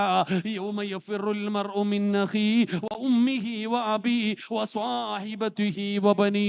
ഒരാളും നമ്മുടെ കൂടെ ഉണ്ടാകില്ല. വാപ്പയ്ക്ക് നിന്നെ തിരിച്ചറിയില്ല, ഉമ്മയ്ക്ക് നിന്നെ കണ്ട പരിചയമില്ല, ഭർത്താവിന് വേണ്ട, ഭാര്യയ്ക്ക് വേണ്ട, മക്കൾക്ക് വേണ്ട. നമ്മളെ സഹായിക്കാൻ ഒരേ ഒരാളേ ഉള്ളൂ. ആദരവായ പ്രവാചകൻ നബി മുഹമ്മദ് മുസ്തഫ സ്വല്ലല്ലാഹു അലൈഹി വസല്ലമ തങ്ങള്, നിബിതങ്ങളാണ് നമ്മുടെ കൈപിടിക്കേണ്ടത്. നിബിതങ്ങള് പറയുകയാണ്, നാളെ പടച്ച റബ്ബിന്റെ കോടതിയിൽ നിൽക്കുമ്പോ അള്ളാഹുവിന്റെ പ്രവാചകന്റെ സമുദായത്തിൽപ്പെട്ട ഒരു മനുഷ്യന് നരകത്തിന്റെ മലക്കുകൾ വലിച്ചിടച്ചു കൊണ്ടുപോവുകയാണ്. മുത്തുനബിയുടെ മുമ്പിലൂടെ നരകത്തിലേക്ക് വലിച്ചിടച്ചുകൊണ്ട് മലക്കുകൾ പോകുമ്പോ ആ മനുഷ്യൻ കരഞ്ഞുകൊണ്ട് പറയുന്നു, നബിയേ, ആരുമില്ല നബിയേ, എല്ലാരും കൈവിട്ടിരിക്കുന്നു നബിയേ, എന്നെ നരകത്തിലേക്ക് കൊണ്ടുപോകുകയാണ് നബിയേ, ഒന്ന് സഹായിക്കുമോ നബിയേ, ഒന്ന് രക്ഷപ്പെടുത്തുമോ നബിയേ? നാളെ പടച്ച റബ്ബിന്റെ കോടതിയിൽ വെച്ച് അള്ളാഹുവിന്റെ പ്രവാചകന്റെ മുമ്പിൽ കിടന്ന് യാചിക്കുമ്പോ കാരുണ്യത്തിന്റെ പ്രവാചകന് സഹിക്കാൻ കഴിയുന്നില്ലടോ. അള്ളാഹുവിന്റെ പ്രവാചകൻ അവിടെ നിന്ന് കരങ്ങൾ ഉയർത്തുകയാണ്, അള്ളാഹിനോട് ദുആ ചെയ്യുന്നു, റബ്ബേ ഈ പാവപ്പെട്ടവന് പുറത്തു കൊടുക്കണേ അല്ലാ. നിബിതങ്ങൾ അവിടെ നിന്ന് ദുആ ചെയ്യുകയാ. അള്ളാഹുവിന്റെ പ്രവാചകൻ അവിടെ നിന്ന് ദുആ ചെയ്യുമ്പോ വയുനാദിൽ മുനാദി മിൻ ഖിബലിർ റഹ്മാൻ, അള്ളാഹുവിന്റെ ഭാഗത്ത് നിന്ന് വിളിച്ചു പറയുന്നു, നബിയേ, അവന് വേണ്ടി ദുആ ചെയ്യല്ലേ, അവന് വേണ്ടി ശഫാഅത്ത് ചെയ്യല്ലേ, സ്വീകരിക്കില്ല നബിയേ, സ്വീകരിക്കില്ല നബിയേ. അള്ളാഹുവേ, ഇന്ന് ശഫാഅത്ത് ചെയ്യാൻ എനിക്ക് അർഹതയുണ്ടല്ലോ, എന്തേ അല്ലാ എന്റെ ശഫാഅത്ത് സ്വീകരിക്കാത്തത്? അവിടെ നിന്ന് പറയുന്നു, നബിയേ, അങ്ങയുടെ ശഫാഅത്തിനെ തടയുന്ന ഒരാളുണ്ട് നബിയേ. ആരാ? അല്ലാ. പരിശുദ്ധമായ റമദാൻ ഇറങ്ങി വരികയാണ്, പടച്ച റബ്ബിന്റെ മുമ്പിലേക്ക് റമദാൻ ഇറങ്ങി വരികയാണ്. എന്നിട്ട് പറയുന്നു, നാഥാ, അല്ലാഹുവേ, റമദാൻ മാസത്തിന്റെ മഹത്വം അറിയുമല്ലോ, എല്ലാരും നോമ്പ് പിടിക്കുന്ന മാസമാണല്ലോ, റഹ്മത്തിന്റെയും മഗ്ഫിറത്തിന്റെയും നരകമോചനത്തിന്റെ മാസമാണല്ലോ. ഓരോ ദിവസവും ലക്ഷക്കണക്കിന് പേര് നരകത്തിൽ നിന്ന് കരകയറുന്ന മാസമാണല്ലോ. പടച്ചവരെ, 83 കൊല്ലം ഇബാദത്ത് ചെയ്ത കൂലി കിട്ടുന്ന മാസമായിരുന്നല്ലോ. അല്ലാ, എല്ലാരും എന്നെ ബഹുമാനിച്ചു പടച്ചവര്, രോഗികൾ പോലും നോമ്പ് പിടിച്ചു പടച്ചവര്, പ്രായമുള്ളവർ പോലും നോമ്പ് പിടിച്ചു പടച്ചവര്, അമുസ്ലിമീങ്ങൾ പോലും എന്നെ ആദരിച്ചു പടച്ചവര്. പക്ഷേ ഇവൻ എന്നെ പരിഗണിച്ചില്ല അല്ലാ, ഇവൻ എന്നെ ബഹുമാനിച്ചില്ല അല്ലാ. റമളാൻ അല്ലാഹുവോട് പറയുകയാ, എന്നെ എല്ലാരും ബഹുമാനിച്ചു, ഹൈന്ദവനും ക്രിസ്ത്യാനികൾ വരെ പടച്ചവനെ എനിക്ക് വേണ്ടി റമളാനിൽ നോമ്പ് പിടിക്കുന്നവരുണ്ട്, റമളാൻ മാസത്തെ ബഹുമാനിക്കുന്നവരുണ്ട്, രോഗികളും പ്രായമുള്ളവരും കുട്ടികൾ വരെ എന്നെ ബഹുമാനിച്ചു പടച്ചവനെ, ഇവൻ എന്നെ ബഹുമാനിച്ചില്ല. ഇവൻ എന്നെ ആദരിച്ചില്ല, അതുകൊണ്ട് ആർക്ക് നീ പുറത്തു കൊടുത്താലും ഇവന് പുറത്തു കൊടുക്കല്ലേ അല്ലാ. റമളാൻ നാളെ പടച്ച റബ്ബിന്റെ മുമ്പിൽ നിന്ന് കരയുകയാണ്, റബ്ബിനോട് ദുആ ചെയ്യുകയാണ്. അല്ലാഹു കൈവിടുകയാണ്, മുത്തുനബി കൈവിടുകയാണ്. അവൻ നരകത്തിലേക്ക് വലിച്ചെറിയപ്പെടുമെന്ന് നബി മുഹമ്മദ് മുസ്തഫ സല്ലല്ലാഹു അലൈഹി വസല്ലമ തങ്ങൾ. അതുകൊണ്ട് റമളാൻ മാസമാ ആദരിക്ക് സഹോദര. ഒരു ചരിത്രം ഞാൻ പറയാം, ഒരു ചരിത്രം ഞാൻ ഇന്ന് വായിച്ചു. എൻ്റെ പ്രിയപ്പെട്ട സഹോദരങ്ങളെ, ഒരു ജൂതനായ മനുഷ്യൻ, നമ്മൾ പഠിക്കേണ്ട കാര്യങ്ങളാ. ഹദീസിൽ കാണാം, ഒരു ജൂതനായ മനുഷ്യനൊരു മകനുണ്ട്, ഒരു ഗുരുത്തം കെട്ട മകൻ. ആ മകനാണെങ്കിൽ മുസ്ലിമീങ്ങളെ റമളാൻ മാസത്തിൽ നോമ്പ് പിടിച്ചിരിക്കുമ്പോൾ ഈ മോൻ അവർ മുസ്ലിമീങ്ങളുടെ മുമ്പിൽ പോയിട്ട് ഭക്ഷണം കഴിക്കും. നോമ്പ് പിടിച്ചിരിക്കുന്ന മുസ്ലിമീങ്ങളുടെ മുമ്പിൽ ചെന്നിട്ട് ഈ മജൂസിയായ മനുഷ്യന്റെ മകൻ ഇങ്ങനെ ഭക്ഷണം കഴിച്ചിട്ട് മുസ്ലിമീങ്ങളുടെ ഇടയിൽ ഇങ്ങനെ കളിയാക്കി, അവർക്ക് ആ ഭക്ഷണത്തോട് ആഗ്രഹം തോന്നുന്ന രീതിയിൽ. അവിടുന്ന് ഹദീസിൽ കാണാം, റാ മജൂസിയൻ, ഒരു മജൂസിയുടെ ചരിത്രം പറയുന്നുണ്ട്. മകൻ ഇങ്ങനെ നടന്ന് മുസ്ലിമീങ്ങളുടെ ഇടയിൽ നോമ്പ് പിടിച്ചടക്കുന്നവരുടെ ഇടയിൽ ഇങ്ങനെ ഭക്ഷണം കഴിച്ച് ഇങ്ങനെ കളിയാക്കി നടക്കുക. ആ മജൂസിയായ മനുഷ്യൻ എന്ത് ചെയ്തു? തൻ്റെ പൊന്നാര മകൻ ഇത് ചെയ്യുന്നത് കണ്ടപ്പോൾ അവന് തല്ലുകൊടുത്തു. തൻ്റെ പൊന്നാര മകനെ തല്ലിയിട്ട് ചോദിച്ചു, എടാ ഇത് റമളാൻ മാസമല്ലേ, മുസ്ലിമീങ്ങൾ നോമ്പ് പിടിക്കുന്ന മാസമല്ലേ, നീ അവരുടെ മുമ്പിൽ ഇരുന്ന് ഭക്ഷണം കഴിക്കുന്നത് അവരുടെ മനസ്സിന് വേദനയുണ്ടാക്കുന്ന കാര്യമാണല്ലോ, ആ മാസത്തെ ബഹുമാനിക്കണമെന്ന് പറഞ്ഞുകൊണ്ട് ആ മജൂസിയായ മനുഷ്യൻ തൻ്റെ മകനെ തല്ലിയിട്ട് ഉപദേശിച്ചു. നിങ്ങൾ ചരിത്രമെടുത്ത് വായിച്ചു നോക്ക് എൻ്റെ പ്രിയപ്പെട്ടവരെ. ഞാൻ ഇന്നും ഒരു വീഡിയോ കണ്ടു. ഒരു മുസ്ലിമായ ഒരു പയ്യൻ എറണാകുളത്ത് കൂടെ നടന്നു പോകുമ്പോൾ ഒരു യൂട്യൂബർ വന്നിട്ട് ചോദിക്കുന്നു, ആദ്യം 500 രൂപ കൊടുത്തിട്ട് ചോദിക്കുന്നു, നോമ്പ് മുറിക്കുവാണെങ്കിൽ 500 രൂപ തരാം. അതൊക്കെ ഇന്നെന്തോ സോഷ്യൽ വർക്കായിട്ടാണ് കാണുന്നേ. ഒരു മുത്താലിമിനോട് ചോദിക്കുന്നു, നിനക്ക് 500 രൂപ തരാം, നോമ്പ് മുറിക്കാവോ? ഉണ്ടെന്നില്ല. 1000 കൊടുത്തു, നോമ്പ് മുറിക്കാവോ? ഇല്ല. എന്നിട്ട് അവന് ഹെഡ്സെറ്റ് കൊടുത്തു, ഐഫോണിന്റെ, ഇത് തരാം, നോമ്പ് മുറിക്കില്ല. 1.25 ലക്ഷം രൂപയുള്ള ഐഫോൺ എടുത്ത് കൊടുത്തിട്ട് പറഞ്ഞു, നോമ്പ് മുറിച്ചാൽ ഇത് തരാം. ആ പൊന്നുമോൻ പറഞ്ഞൊരു മറുപടി എന്തെന്നോ, വർഷത്തിൽ ഒരിക്കൽ കിട്ടുന്ന അവസരമാ, അള്ളാഹു നമുക്ക് ഈമാൻ തരുമാറാകട്ടെ. ഓൻ എന്ത് ഐഫോണടോ? എടാ, റമളാനിലെ ഒരു നോമ്പിന് പകരം ജീവിതകാലം മുഴുവനും നോമ്പ് പിടിച്ചാലും പകരമാകൂല. അള്ളാഹു നമുക്ക് ഈമാൻ തരുമാറാകട്ടെ. സാധന്മാര് പറയും നോമ്പ് പിടിച്ചാൽ ഇന്ന പ്രതിഫലം കിട്ടുമെന്നു. നോമ്പ് പിടിക്കുന്ന ഒരു മനുഷ്യന് കിട്ടുന്ന, ഹജ്ജ് ചെയ്താൽ സ്വർഗം കിട്ടും, ഹജ്ജ് ചെയ്താൽ സ്വർഗം കിട്ടും. സദക്ക കൊടുത്താൽ നിങ്ങൾക്ക് ഒരുപാട് നല്ല പ്രവർത്തനങ്ങൾ ചെയ്യുന്നവരാ, നിങ്ങൾക്കെല്ലാം അള്ളാഹു തരുന്ന പ്രതിഫലം പറഞ്ഞിട്ടുണ്ട്. എന്നാൽ നോമ്പ് പിടിക്കുന്നവന് കിട്ടുന്ന പ്രതിഫലം എന്താണെന്ന് അള്ളാഹുവിനല്ലാതെ വേറെ ആർക്കും അറിയില്ല. അള്ളാഹു നമുക്ക് ഈമാൻ തരുമാറാകട്ടെ, അള്ളാഹു നമുക്ക് ഈമാൻ തരുമാറാകട്ടെ. അപ്പൊ ഇന്നിങ്ങനെ വീഡിയോയ്ക്കും അവനവന്റെ നിലനിൽപ്പിന് വേണ്ടി കളിയാക്കുന്ന കാലപ്പെടോ. അവന്റെ മനസ്സൊന്ന് ചിന്തിക്ക്. ഒരു നോമ്പുകാരൻ്റെ അടുക്കൽ പോയിട്ട് ചോദിക്കാനുള്ളൊരു മനസ്സ്. എൻ്റെ പ്രിയപ്പെട്ട സഹോദരങ്ങളെ, ഈ നോമ്പായി കഴിയുമ്പോൾ ഈ കുട്ടികൾ ഭക്ഷണം കഴിക്കുന്ന വീഡിയോ ഒളിച്ചു പിടിച്ചിട്ട് അതിന് കളിയാക്കുന്നവർ, അള്ളാഹു നമ്മളെ കാത്തുരക്ഷിക്കുമാറാകട്ടെ. ആ മജൂസിയായ മനുഷ്യൻ തൻ്റെ പൊന്നാര മകനെ തല്ലിയിട്ട് പറഞ്ഞു, എടാ ഇത് റമളാൻ മാസമാ, ബഹുമാനിക്കേണ്ട മാസം, മുസ്ലിമീങ്ങൾ നോമ്പ് പിടിക്കുന്ന മാസം, ഈ മാസത്തിൽ നീ കാണിക്കുന്നത് ശരിയല്ലെന്ന് തൻ്റെ മകനെ തല്ലിയിട്ട് ഉപദേശിച്ചു. ആ മനുഷ്യൻ ഒരാഴ്ച കഴിഞ്ഞപ്പോൾ ആ മജൂസിയായ മനുഷ്യൻ മരണപ്പെട്ടുപോയി. അദ്ദേഹം മരണപ്പെട്ടുപോയി. മരണപ്പെട്ടതിനു ശേഷം ആ കാലഘട്ടത്തിൽ ജീവിച്ചിരുന്ന ഒരു പണ്ഡിതൻ ഈ മജൂസിയായ മനുഷ്യനെ സ്വപ്നം കണ്ടു അത്രേ. അദ്ദേഹത്തെ സ്വപ്നം കണ്ടപ്പോ എൻ്റെ പ്രിയപ്പെട്ട സഹോദരങ്ങളെ, ആ മഹാനവറുകൾ അവിടെ നിന്ന് ഒരു ആലിമായ മനുഷ്യൻ, അദ്ദേഹം പറയാ, ഒരു ആലിമായ മനുഷ്യൻ ഇത് ഈ മജൂസിയായ മനുഷ്യനെ സ്വപ്നം കണ്ടു. എന്താ സ്വപ്നം കാണുന്നത്? വഹുവ ഫിൽ ജന്ന, സ്വർഗത്തിലിരിക്കുന്നതായിട്ട്. ഈ മജൂസിയായ മനുഷ്യൻ സ്വർഗത്തിലിരിക്കുന്നതായിട്ട് അവിടെ നിന്ന് സ്വപ്നം കണ്ടു. അപ്പൊ ഈ ആലിമായ മനുഷ്യൻ ഫഖാല, അവിടെ നിന്ന് ചോദിച്ചു, അസൽത്ത കുന്ത മജൂസിയ, നീ ഒരു മജൂസിയല്ലേ, നീ മുസ്ലിം ആയിരുന്നല്ലോ, ഒരു മജൂസിയായ മനുഷ്യനല്ലേ, പിന്നെങ്ങനെ നീ സ്വർഗത്തിൽ പോയേ? പിന്നെങ്ങനെ അള്ളാഹ് നിനക്ക് സ്വർഗം തന്നേ? ആ സമയത്ത് ആ മജൂസിയായ മനുഷ്യൻ പറയുന്നു, വലാക്കിൻ ലമ്മ ഹലർത്ത, അദ്ദേഹം പറയാ, ഞാൻ മജൂസിയായിരുന്നു, ഞാൻ അള്ളാഹുവിനെ കൊണ്ട് വിശ്വാസമില്ലാത്ത ആളായിരുന്നു, വിഗ്രഹങ്ങൾ ആരാധിച്ച ആളായിരുന്നു. പക്ഷേ എൻ്റെ മരണം അടുത്തു വന്ന സമയത്ത് ആരോ എന്നെ നിർബന്ധിക്കുന്നു ഷഹാദത്ത് കലിമ പറയാൻ. എന്നെങ്ങനെ നിർബന്ധിക്കാ? ആരോ എന്നോട് വന്ന് പറയുന്നു, ഷഹാദത്ത് കലിമ പറ, മുസ്ലിമാവ്. അദ്ദേഹം അങ്ങനെ മരിക്കുന്നതിൻ്റെ തൊട്ടു മുമ്പ് ഷഹാദത്ത് കലിമ പറഞ്ഞ് മുസ്ലിമായി. അദ്ദേഹം പറയാ, എനിക്ക് അള്ളാഹു സ്വർഗം തരാനുള്ള കാരണം എൻ്റെ പൊന്നുമോൻ അന്ന് റമളാൻ മാസത്തിൽ മുസ്ലിമീങ്ങളുടെ മുമ്പിലിരുന്നു കൊണ്ട് ഭക്ഷണം കഴിച്ചപ്പോൾ എൻ്റെ മകനെ ഞാൻ ഉപദേശിച്ചു. ആ മാസത്തെ ബഹുമാനിച്ചതിന് എൻ്റെ റബ്ബെനിക്ക് തന്ന പ്രതിഫലമാ. അള്ളാഹു നമുക്ക് ഈമാൻ തരുമാറാകട്ടെ. ഇതാണോ റമളാൻ? ഇതാണ് റമളാൻ. ആ റമളാനിന് കൊടുക്കേണ്ട ആദരവും ബഹുമാനവും, നമ്മൾ കൊടുക്കേണ്ട സ്ഥാനം കൊടുക്കണം. നമ്മളെ സ്വർഗത്തിൽ കൊണ്ടുപോകാനും നമുക്ക് നരകം വാങ്ങിത്തരാനും ഈ റമളാനിന് പവറുണ്ടെന്ന് ഞാനും നിങ്ങളും ഓർക്കുന്നത് നല്ലതാ. അള്ളാഹു നമുക്ക് ഭാഗ്യം നൽകി അനുഗ്രഹിക്കുമാറാകട്ടെ. അതുകൊണ്ട് എൻ്റെ പ്രിയപ്പെട്ട സഹോദരങ്ങളെ, അധികമായിട്ട് ഖുർആനോത്. എത്രത്തോളം ഖുർആൻ ഓതാൻ കഴിയുമോ അത്രത്തോളം ഖുർആനോത്. ഖുർആനുമായിട്ടൊരു ബന്ധമുണ്ടാക്ക്. പെങ്ങളെ, ഒന്നുമില്ലെങ്കിലും നീ ഓതുന്നത് ഖുർആനാണെന്നുള്ള ബോധം. ഖുർആൻ ഒരാൾ നോക്കിയാൽ പോലും പ്രതിഫലം. 5 കാര്യങ്ങൾ നോക്കിയിരിക്കുന്നവന് പ്രതിഫലമുണ്ട്. 5 കാര്യങ്ങൾ നോക്കിയിരുന്ന പ്രതിഫലം. ആ 5 കാര്യങ്ങളിൽപ്പെട്ട ഒരു കാര്യം, ഖുർആൻ ഓതാൻ അറിയില്ലെങ്കിലും നോക്കിയിരിക്കുക. മൊബൈലൊക്കെ ഒഴിവാക്കുക സഹോദര. ഇന്ന് പല കടകളിൽ പോയാലും, പല കടകളിൽ ഞാൻ പോകുമ്പോൾ ഇങ്ങനെ ഖുർആൻ. പണ്ട് നീ ഒരു കട തുടങ്ങി, തുടക്കകാലത്ത് വന്നിരുന്ന് യാസീൻ ഓതി ദുആ ചെയ്തിട്ടല്ലേ കട തുടങ്ങുന്നത്. അള്ളാഹു ബർക്കത്ത് ചെയ്യുമാറാകട്ടെ. അങ്ങനെയൊക്കെയല്ലായിരുന്നോ?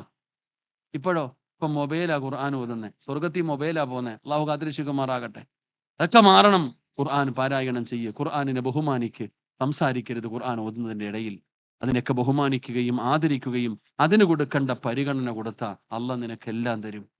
പടച്ച റബ്ബ് എല്ലാം തരും. ഇവിടെ വാരിക്കോരി തരും. നിനക്ക് വേണ്ടതൊക്കെ റബ്ബ് തരും. അള്ളാഹു നമുക്ക് നൽകി അനുഗ്രഹിക്കുമാറാകട്ടെ. അതുകൊണ്ട് ഇനിയുള്ള ദിവസമെങ്കിലും എൻ്റെ പ്രിയപ്പെട്ടവരോട് ഞാൻ പറയുന്നു, ഖുർആൻ ഖത്തം തീർക്കേണ്ട മാസമാണ് റമളാൻ. മഹാനായി നബിയിന റസൂലുള്ളാഹി സ്വല്ലല്ലാഹി അലൈഹി വസല്ലമ തങ്ങൾ സക്കറാത്തിന്റെ അവസ്ഥയിൽ കിടക്കുമ്പോൾ തൻ്റെ പൊന്നാര മകളായ ഫാത്തിമ കാണാൻ വരുന്നുണ്ട്. നബി തങ്ങൾ പറഞ്ഞു, ഫാത്തിമ, ഉപ്പച്ചിയുടെ മരണം അടുത്തെന്ന് തോന്നുന്നു മോളെ. ഉപ്പാടെ മരണം അടുത്തെന്ന് തോന്നുന്നു. എല്ലാ റമളാനിലും വാപ്പ ഒരു പ്രാവശ്യം ജിബ്രീൽ അലൈഹിസ്സലാമിന് ഖുർആൻ ഓതി കേൾപ്പിക്കുമായിരുന്നു. ഈ പ്രാവശ്യം ഉപ്പച്ചി 2 പ്രാവശ്യം കേൾപ്പിച്ചിട്ടുണ്ട്. അപ്പൊ അതിൽ നിന്ന് മനസ്സിലാക്കേണ്ടത് ഖത്തം തീർക്കേണ്ട മാസമാണ് റമളാൻ.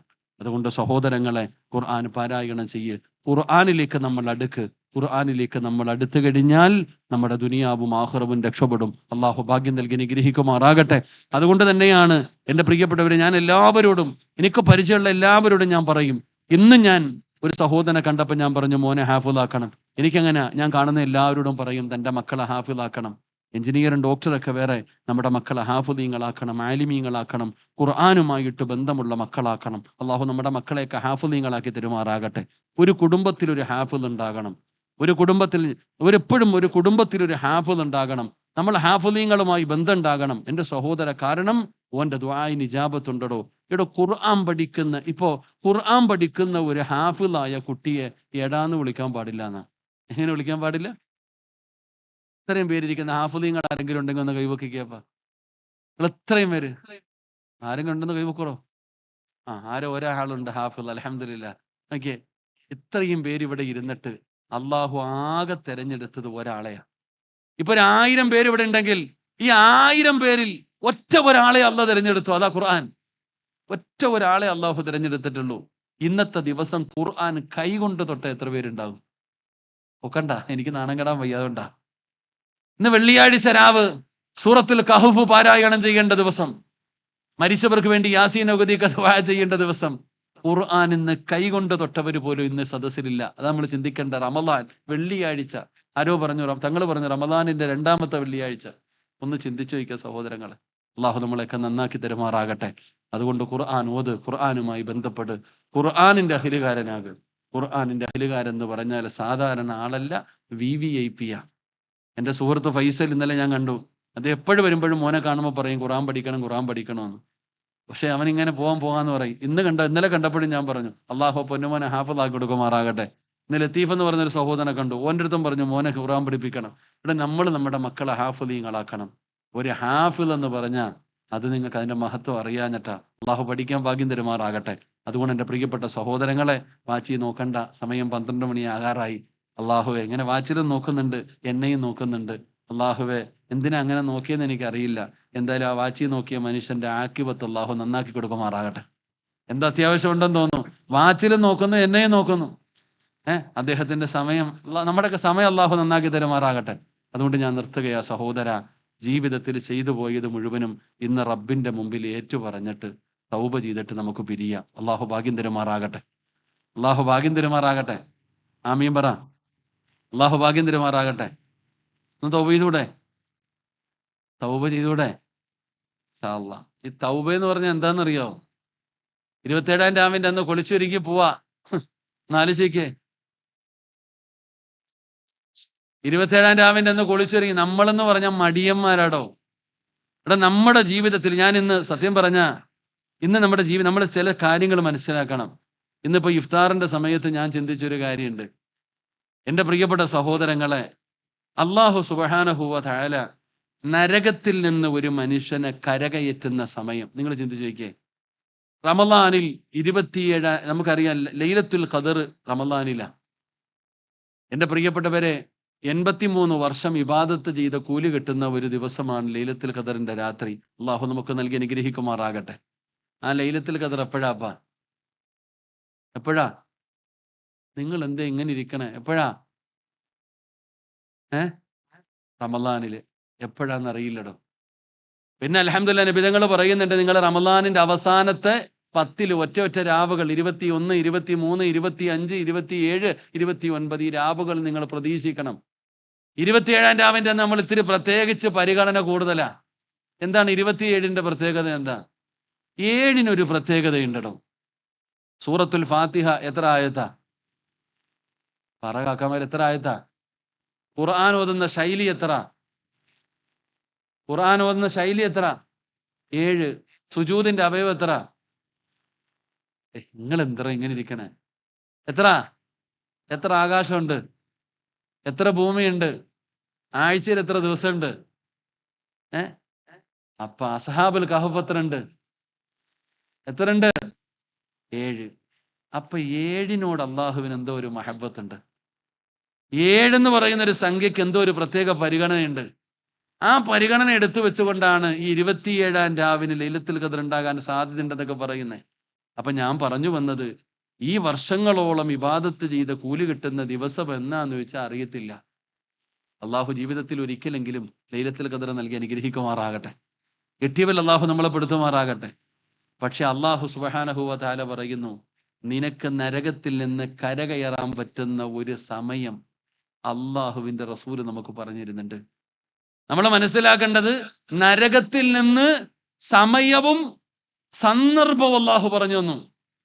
ഇന്ന സമയം ഇന്ന സന്ദർഭത്തിൽ നീ ദുആ ചെയ്താൽ നിന്റെ ദുആ സ്വീകരിക്കും. നരകത്തിൽ നിന്ന് ലക്ഷക്കണക്കിന് പേരെ അള്ളാഹു രക്ഷപ്പെടുത്തുന്ന സമയം വരെ നബിതങ്ങൾ നമുക്ക് പഠിപ്പിച്ചു തന്നു. പക്ഷെ നമ്മൾ ഉപയോഗപ്പെടുത്തില്ല. അള്ളാഹു ഈമാൻ തരുമാറാകട്ടെ. സമയം വരെ പറഞ്ഞു തന്നു. ലക്ഷക്കണക്കിന് പേര് നരകത്തിൽ നിന്ന് കരകയറുന്ന സമയം പറഞ്ഞു തന്നിട്ട് ആ സമയം ഞാനും നിങ്ങളും പാഴാക്കുന്നവരാ. ആ സമയം എപ്പോഴാ? നോമ്പ് മുറിക്കുന്നതിന് തൊട്ടു മുമ്പ്. ഇപ്പൊ 5:40 നോമ്പ്? 5:42 5:42 നോമ്പ് മുറിക്കുന്നത്. ആ 5:42 തൊട്ടു മുമ്പുള്ള ആ 40, 41, 42 ആ 3 മിനിറ്റ്, ഈ സമയത്ത് ഒരു മനുഷ്യൻ അള്ളാഹിനോട് ദുആ ചെയ്ത അവന്റെ ദുആ അള്ളാഹു സ്വീകരിക്കും. ഏറ്റവും കൂടുതൽ പേര് നരകത്തിൽ നിന്ന് കരകയറുന്ന സമയം ആ ലാസ്റ്റ് സമയമാണെന്ന് മഹാനായ നബിയിന റസൂലുള്ളാഹി സ്വല്ലല്ലാഹു അലൈഹി വസല്ലം. പക്ഷെ ആ സമയം നമ്മൾ എന്ത് ചെയ്യും? സുബ്ഹാനല്ലാഹ്, ചിന്തിച്ചു നോക്ക്. ആ സമയത്താ നമ്മൾ സംസാരിക്കുന്നത്. ആ സമയമാണ് നമ്മൾ നഷ്ടപ്പെടുത്തി കളയുന്നത്. എൻ്റെ പൊന്നാര ചങ്ങാതിമാരെ, ആ സമയത്താണ് നരകത്തിൽ നിന്ന് അള്ളാഹു അടിമകളെ കരകയറ്റുന്നത് എന്ന് നബിയിന റസൂലുള്ളാഹി സ്വല്ലല്ലാഹു. നാളെ മുതലെങ്കിലും ആ സമയം നീ ഉപയോഗമുള്ളതാക്ക്, ഉപകാരപ്പെടുന്നതാക്ക്. അള്ളാഹു ഭാഗ്യം തരുമാറാകട്ടെ. അതുകൊണ്ട് എൻ്റെ പ്രിയപ്പെട്ട സഹോദരങ്ങളെ, നമുക്ക് അള്ളാഹുവിൻ്റെ മുമ്പിൽ തൗബ ചെയ്യാം. തൗബത്തൻ നസൂഹയായാൽ എന്തായാലും നമ്മൾ രക്ഷപ്പെടും. അള്ളാഹു നമ്മളെ രക്ഷപ്പെടുത്തുമാറാകട്ടെ. എന്താണ് തൗബയുടെ പ്രത്യേകത എന്തെന്നറിയോ? ഒരാൾ തൗബ ചെയ്യുന്ന സമയത്ത് അവന്റെ കണ്ണിൽ നിന്ന് ഒരു തുള്ളി കണ്ണുനീര് വന്നാൽ മതി. നാളെ ഒരാൾ അള്ളാഹു നരകത്തിലേക്ക് വലിച്ചെറിയാൻ പറയും. ഒരാളെ നരകത്തിലേക്ക് വലിച്ചു കൊണ്ടുപോകുമ്പോ അള്ളാഹുവിന്റെ മുമ്പിലേക്ക്, പടച്ചോനെ, ഒരു മനുഷ്യന്റെ കണ്ണിലെ ഒരു പീലി അള്ളാഹുടെ മുമ്പിലേക്ക് വരും. ഈ കണ്ണിന്റെ മുകളിൽ കാണുന്ന പീലി ഉണ്ടല്ലോ, ആ പീലിയിലെ ഒരു രോമം നാളെ ഒരാളെ നരകത്തിലേക്ക് കൊണ്ടുപോകുമ്പോ അള്ളാഹുവിന്റെ മുമ്പിൽ വന്നിട്ട് പറയും, പടച്ചോനെ, എനിക്ക് സംസാരിക്കാൻ ഒരു അവസരം വേണം. എനിക്ക് സംസാരിക്കാൻ ഒരു അവസരം വേണം. അള്ളാഹു പറയും, നിനക്ക് എന്താ പറയാനുള്ളത് പറ. ആ കണ്ണിലെ ഒരു പീലി അള്ളാഹിനോട് പറയും, പടച്ചവനെ, ഈ മനുഷ്യനെ നീ നരകത്തിലിടരുത്. എന്തുകൊണ്ട് നരകത്തിലിടാൻ പാടില്ല? ആ സമയത്ത് ആ കണ്ണിലെ ഒരു രോമം പറയും, പടച്ചവനെ, ഒരിക്കൽ ഇവൻ ദുആ ചെയ്തപ്പോ ഒന്ന് നനഞ്ഞല്ല ഞാൻ. അവൻ അള്ളാഹുവിനോട് ആ മുടി പറയാ, കണ്ണിലെ ഒരു രോമം അള്ളാഹിനോട് പറയുന്നു, പടച്ചവനെ, ഒരിക്കൽ ഇവൻ ദുആ ചെയ്തപ്പോ ഏതോ ഉസ്താദ് നരകത്തെ കുറിഞ്ഞൊക്കെ പറഞ്ഞിട്ട് ഇങ്ങനെ ദുആ ചെയ്തപ്പോ ഇവന്റെ കണ്ണൊന്ന് നനഞ്ഞു പടച്ചവനെ, ഒന്ന് നനഞ്ഞതേ ഉള്ളൂ, ഒരു രോമമേ നനഞ്ഞുള്ളൂ. ആ രോമമാണ് അള്ളാഹിനോട് പറയുന്നത്, ഇവൻ പടച്ചവനെ, ഇവൻ കരഞ്ഞവനാ, ഇവൻ നിന്റെ ശിക്ഷ ഓർത്തിട്ട് ഇവൻ ഭയപ്പെട്ടവനാ, അള്ളാഹുവേ ഇവന് നീ നരകം കൊടുക്കല്ലേ എന്ന്. ആ ഒരു രോമം ആ മനുഷ്യന് നാളെ സ്വർഗം വാങ്ങിച്ചു കൊടുക്കുമെന്ന് ആദരവായ പ്രവാചകൻ നബി മുഹമ്മദ് മുസ്തഫ. അതുകൊണ്ട് സഹോദര, ഇന്ന് തൗബ ചെയ്ത നീ രക്ഷപ്പെടും, നിന്റെ ഉപ്പ രക്ഷപ്പെടും, നിന്റെ ഉമ്മ രക്ഷപ്പെടും, നിന്റെ ഭാര്യ രക്ഷപ്പെടും, നിന്റെ മക്കളും രക്ഷപ്പെടും. അള്ളാഹു നമ്മളെല്ലാവരും രക്ഷപ്പെടുത്തുമാറാകട്ടെ. അള്ളാഹു നമ്മളെല്ലാവരും രക്ഷപ്പെടുത്തുമാറാകട്ടെ. അപ്പൊ ഇൻഷാ അല്ലാഹ് ഒന്ന് തൗബ ചെയ്തൂടെ? അൽഹംദുലില്ലാഹ്. തൗബ എന്ന് പറഞ്ഞ എന്താ? അത് നിലവിളിയും ബഹളവും ഒന്നും അല്ലടോ, മണിക്കൂറുകൾ നീണ്ടു നിൽക്കുന്ന ദുആ ഒന്നുമല്ല. അള്ളാഹു നോക്കുന്നത് ഒരു മനുഷ്യന്റെ ഹൃദയത്തിലേക്കാ. ഇഖ്ലാസോടുകൂടി നമ്മൾ ദുആ ചെയ്യണം. അള്ളാഹു ഭാഗ്യം തരുമാറാകട്ടെ. ഞാൻ എപ്പോഴും ഒരു കഥ പറയും. അള്ളാഹു നോക്കുന്നത് മനസ്സിലാ. ഒരിക്കൽ ഉസ്താദ് വെള്ളിയാഴ്ച പ്രസംഗിക്കുക. ബോറടിക്കണുണ്ടാ? കുഴപ്പമൊന്നുമില്ലല്ലോ. ഇത് നേരം കൂടി ഇരിക്കുവോ? പറയണോന്ന് ആഗ്രഹമുള്ളവരൊക്കെ ഒന്ന് കൈവക്കിക്കേ. പൈസ ചോദിക്കുമ്പോൾ ഇതുപോലെ പൊക്കണം കേട്ടോ. വലിയ സന്തോഷം, അൽഹംദുലില്ലാഹ്. എനിക്ക് വലിയ സന്തോഷം. ഞാനിപ്പോ മുസ്തായിക്കായും ഇവരൊക്കെ എൻ്റെ അടുത്ത് ഇങ്ങനെ പറഞ്ഞപ്പോ ഞാൻ ഇങ്ങനെ ചിന്തിക്കുക. ഞാൻ എപ്പോഴും പറയുന്ന, പള്ളിയിലെ ഖത്തീബ് എന്ന് പറയുമ്പോൾ പള്ളിയിലെ ഖത്തീബിനെ കൊണ്ട് കമ്മിറ്റിക്കാർ മാക്സിമം ഉസ്താദിനെ ഉപയോഗപ്പെടുത്തും. ഉസ്താദെ പാവങ്ങൾക്ക് കൊടുക്കണം, പള്ളി കെട്ടണം, മദ്രസ കെട്ടണം, എത്തീം കുട്ടികൾക്ക് കൊടുക്കണം. ഉസ്താദിനെ കൊണ്ട് മാക്സിമം പിരിപ്പിക്കും മഹലിൽ നിന്ന്. പള്ളിയിലെ ഖത്തീബ് തച്ചിനിരുന്ന് പിരിക്കും. ആർക്ക് വേണ്ടി? പള്ളി കെട്ടാൻ, മദ്രസയ്ക്ക് വേണ്ടി. എന്നിട്ട് പാവപ്പെട്ട എത്തീം മക്കളെ കെട്ടിക്കാൻ, പാവപ്പെട്ടവർക്ക് വീട് വെച്ചു കൊടുക്കാൻ പള്ളിയിലെ ഖത്തീബ് മാക്സിമം കമ്മിറ്റിക്കാർ ഉസ്താദിനെ കൊണ്ട് പിരിപ്പിക്കും. ഉസ്താദ് പിരിച്ചും കൊടുക്കും. എന്നാ ഈ പള്ളിയിലെ ഖത്തീബിന് കയറി കിടക്കാൻ വീടുണ്ടോന്ന് ഇവന്മാരും നോക്കത്തില്ല. എടാ, പള്ളിയിലെ ഖത്തീബ് വാടക വീട്ടിലാണ് കിടക്കണേ. ഓന് പ്രായപൂർത്തിയായ മക്കളുണ്ട്, കെട്ടിച്ചു കൊടുക്കാൻ വകയില്ല. ആ ഉസ്താദിനെ തിരിഞ്ഞു നോക്കത്തില്ല. ഉസ്താദിനെ കൊണ്ട് മാക്സിമം പിരിപ്പിച്ച് നാട്ടുകാർക്ക് മുഴുവനും കൊടുക്കും. അൽഹംദുലില്ലാഹ്. അള്ളാഹു ഉസ്താദന്മാർക്ക് ആഫിയത്തുള്ള ദീർഘായുസ്സ് കൊടുക്കുമാറാകട്ടെ. ഞാൻ ഇങ്ങനെ ചിന്തിച്ചു, പടച്ചവനെ, പ്രവാസികളെ സംബന്ധിച്ചിടത്തോളം വഅലിന് പോകുമ്പോൾ എവിടെ പോകുമ്പോഴും അൽഹംദുലില്ലാഹ് പ്രവാസികളാ. അൽഹംദുലില്ലാഹ്. പറയാൻ നമ്മൾ മനസ്സിലാക്കേണ്ടത്, KMCC ഒക്കെ ഞാൻ മറക്കണില്ല. അൽഹംദുലില്ലാഹ്. KMCC ആകട്ടെ, അതുപോലെ തന്നെ CH സെന്റർ ആകട്ടെ, ഇന്ന് കേരളത്തിന്റെ പല ഭാഗങ്ങളിൽ, തിരുവനന്തപുരം RCCയിലൊക്കെ പോകുമ്പോഴാണ് അൽഹംദുലില്ലാഹ് നമുക്ക് മനസ്സിലാകാം. എവിടെ പോകുമ്പോഴും അൽഹംദുലില്ലാഹ് പ്രവാസികൾ വാരി കോരിയിട്ട് അൽഹംദുലില്ലാഹ് അള്ളാഹുവിന്റെ ദീനിന് വേണ്ടി കൊടുക്കും. അള്ളാഹു അർഹമായി പ്രതിഫലം നൽകുമാറാകട്ടെ. നിങ്ങളിപ്പോ അൽഹംദുലില്ലാഹ് ഇവിടെ ഇരുന്നു കൊണ്ട് നിങ്ങളൊക്കെ ഒരുപാട് കാര്യങ്ങൾ ചെയ്യുന്നവരാ. പാവങ്ങൾക്ക് വീട് വെച്ചു കൊടുക്കും, അതുപോലെ രോഗികൾക്ക് കൊടുക്കും, ക്യാൻസർ പിടിച്ച് കിടക്കുന്നവർ, ഡയാലിസ് ചെയ്യുന്നവർ, എല്ലാവരെയും നിങ്ങൾ സഹായിക്കും. പക്ഷെ നിങ്ങളുടെ കൂട്ടത്തിൽ കിടക്കുന്നവന് ചിലപ്പം വാടക വീട്ടിലായിരിക്കും കിടക്കണേ. എടാ, ഇപ്പൊ ഈ പറയുന്ന KMCCക്ക് വേണ്ടി പ്രവർത്തിക്കുന്ന പ്രവർത്തകൻ, അവൻ പിരിവിന് നടക്കുക. ഓന് വീടുണ്ടോ? ഇല്ല. എടാ, ഓന് വീടില്ല. ഓന് കെട്ടിക്കാറായ പെൺമക്കളുണ്ട്. എന്റെ പ്രിയപ്പെട്ട സഹോദരങ്ങളെ, വാടക വീട്ടിൽ ലക്ഷങ്ങളുടെ കടം. ആ പാവപ്പെട്ടവനാടോ നാട്ടിൽ കിടക്കുന്ന പാവങ്ങൾക്ക് വേണ്ടി പിരിവെടുത്തിട്ട് ആ ചങ്ങാതി ഇങ്ങനെ നടക്കുക. ഓന് വീടില്ല. എടാ, നമ്മുടെ കൂട്ടത്തിലുള്ളവനെ നമ്മൾ നോക്കിയില്ലെങ്കിൽ പിന്നെ ആരാ നോക്കുക? എടാ, ഈ പിരിവിന് നടക്കുന്ന നിങ്ങളിൽ എത്ര പേർക്ക് വീടുണ്ട്? നിങ്ങളിൽ എത്ര പേർക്ക് മക്കളെ കെട്ടിച്ചു കൊടുക്കാനുള്ള കഴിവുണ്ട്? ഒന്നുമില്ലാത്ത എത്രയോ പേർ. അപ്പൊ അൽഹംദുലില്ലാഹ്. എന്താ നന്മ? നന്മ ഭവന പദ്ധതി. അൽഹംദുലില്ലാഹ്. അള്ളാഹു കബൂലാക്കുമാറാകട്ടെ. അത് നിങ്ങൾക്ക് വേണ്ടി സംസാരിച്ചപ്പോൾ പറഞ്ഞു, ഉസ്താദെ, ഈ പ്രവാസികളായ സഹോദരങ്ങളുടെ ഇടയിൽ കയറിക്കിടക്കാൻ വീടില്ലാത്ത എത്രയോ പേരുണ്ട്. ഒരു 10 പേർക്ക് വീട് വെച്ചു കൊടുക്കണമെന്ന് ആഗ്രഹമുണ്ട്. 50ഓ 60ഓ അൽഹംദുലില്ലാഹ് 50ഓ 60ഓ നോട്ടീസുകളാണ് കിട്ടിയിരിക്കുന്ന, അപേക്ഷകൾ. അതിലേറ്റവും അർഹതപ്പെട്ടവർക്ക് അൽഹംദുലില്ലാഹ് വീട് വെച്ചു കൊടുക്കാനുള്ള പരിശ്രമങ്ങൾ നടന്നുകൊണ്ടിരിക്കുന്നു. അള്ളാഹു കബൂലാക്കുമാറാകട്ടെ. ഏറ്റവും വലിയ പുണ്യം അതാടെ ചങ്ങായി. ഏറ്റവും വലിയ പണി നമ്മുടെ കൂട്ടത്തിലുള്ളവനെയല്ലേ ആദ്യം പരിഗണിക്കണ്ടേ? അപ്പൊ അൽഹംദുലില്ലാഹ് നിങ്ങളുടെ ഇടയിൽ വീടില്ലാത്തവർക്ക് സഹായവുമായിട്ട് അൽഹംദുലില്ലാഹ് നന്മ വീടിന്റെ പദ്ധതി നടക്കുന്നുണ്ട്. അള്ളാഹു വിജയിപ്പിക്കുമാറാകട്ടെ. അള്ളാഹു അർഹമായ പ്രതിഫലം നൽകുമാറാകട്ടെ. ആരാണോ അതിന് കാരണക്കാർ, അള്ളാഹു അവർക്ക് സ്വർഗം കൊടുത്ത് അനുഗ്രഹിക്കുമാറാകട്ടെ. അപ്പൊ ഞാൻ പറഞ്ഞു വന്നത്, ബോറടിക്കണില്ലല്ലോ. പള്ളിയിലെ ഉസ്താദ് ജുമായ്ക്ക് പ്രസംഗിക്കുക. ആരെക്കുറിച്ച്? അള്ളാഹിനെ കുറിച്ച് ഇങ്ങനെ പ്രസംഗിക്കുക. ഉസ്താദ് പറയാ, ഏതു പ്രതിസന്ധിയിലും, എത്ര വലിയ പ്രയാസത്തിലും ഒരാള് പടച്ചവനോട് സഹായം ചോദിച്ചാൽ അള്ളാഹ് സഹായിക്കും. അന്ന് രാത്രി ഒരു കള്ളം മോട്ടിക്കാൻ പോയി, ഒരു കള്ളം മോഷണം നടത്താൻ പോയി. ഒരു വീട്ടിൽ ചെന്ന് മോഷണം നടത്തിക്കൊണ്ടിരിക്കുന്നതിന്റെ ഇടയിൽ വീട്ടുകാർ എഴുന്നേറ്റു. പിന്നെ പറയേണ്ട കാര്യമില്ല. കള്ളൻ ജീവനും കൊണ്ട് ഓടി. അയൽവാസികളും കുടുംബക്കാരും കള്ളന്റെ പുറകെ ഓടി. കള്ളൻ ഓടി ഓടി പടച്ചവനെ PT ഉഷ ഓടുന്നതിനേക്കാളും സ്പീഡിൽ ഓടി. ഓൻ ഓടി ഓടി ഒരു പുഴയുടെ ചാരത്ത് ചെന്നു. മുമ്പിലാണെങ്കിൽ പടച്ചവന് നല്ല ഒഴുക്കുള്ള ഒരു പുഴ. തിരിഞ്ഞു നോക്കുമ്പോ നാട്ടുകാർ മുഴുവനും പിടിക്കാൻ വരുന്നുണ്ട്. കള്ളൻ ഇങ്ങനെ നിൽക്കുക. പടച്ചവനെ ചെയ്താനും കടലിൽ നടക്കണം പോലെ എന്ത് ചെയ്യണമെന്ന് അറിയില്ല. അപ്പോഴാണ് ഉസ്താദിന്റെ പ്രസംഗം ഓർമ്മ വന്ന് കള്ളന്. ഉസ്താദ് പറഞ്ഞു, ഏത് പ്രതിസന്ധിയിലും ഒരാൾ അള്ളാഹുവിനോട് സഹായം ചോദിച്ച പടച്ചവൻ സഹായിക്കും. പടച്ചവനെ കള്ളൻ അള്ളഹാനോട് പറഞ്ഞു, പടച്ചവനെ ഞാൻ ഇത്രയും കാലം ചെയ്തത് മുഴുവനും തെറ്റാ, അല്ലാ സമ്മതിച്ചു. എനിക്ക് എങ്ങനെയാണ് ദുആ ചെയ്യേണ്ടതെന്ന് പോലും എനിക്കറിയില്ല. കള്ളൻ പറയും, ഞാൻ ഇത്രയും കാലം ചെയ്തത് മുഴുവനും തെറ്റാ അല്ലാ. എന്നാൽ ഉസ്താദ് പറഞ്ഞു, പടച്ചവനെ ഏത് പ്രയാസത്തിലും നിന്നോട് ചോദിച്ചാൽ നീ സഹായിക്കുമെന്ന്. അള്ളാഹുവേ, ഇന്ന് ഇവന്മാരുടെ കയ്യിൽ നിന്ന് നീ എന്നെ രക്ഷപ്പെടുത്തണം. എനിക്ക് നീന്തലൊന്നും അറിയില്ല, ഞാൻ വെള്ളത്തിലേക്ക് ഇറങ്ങുകയാ.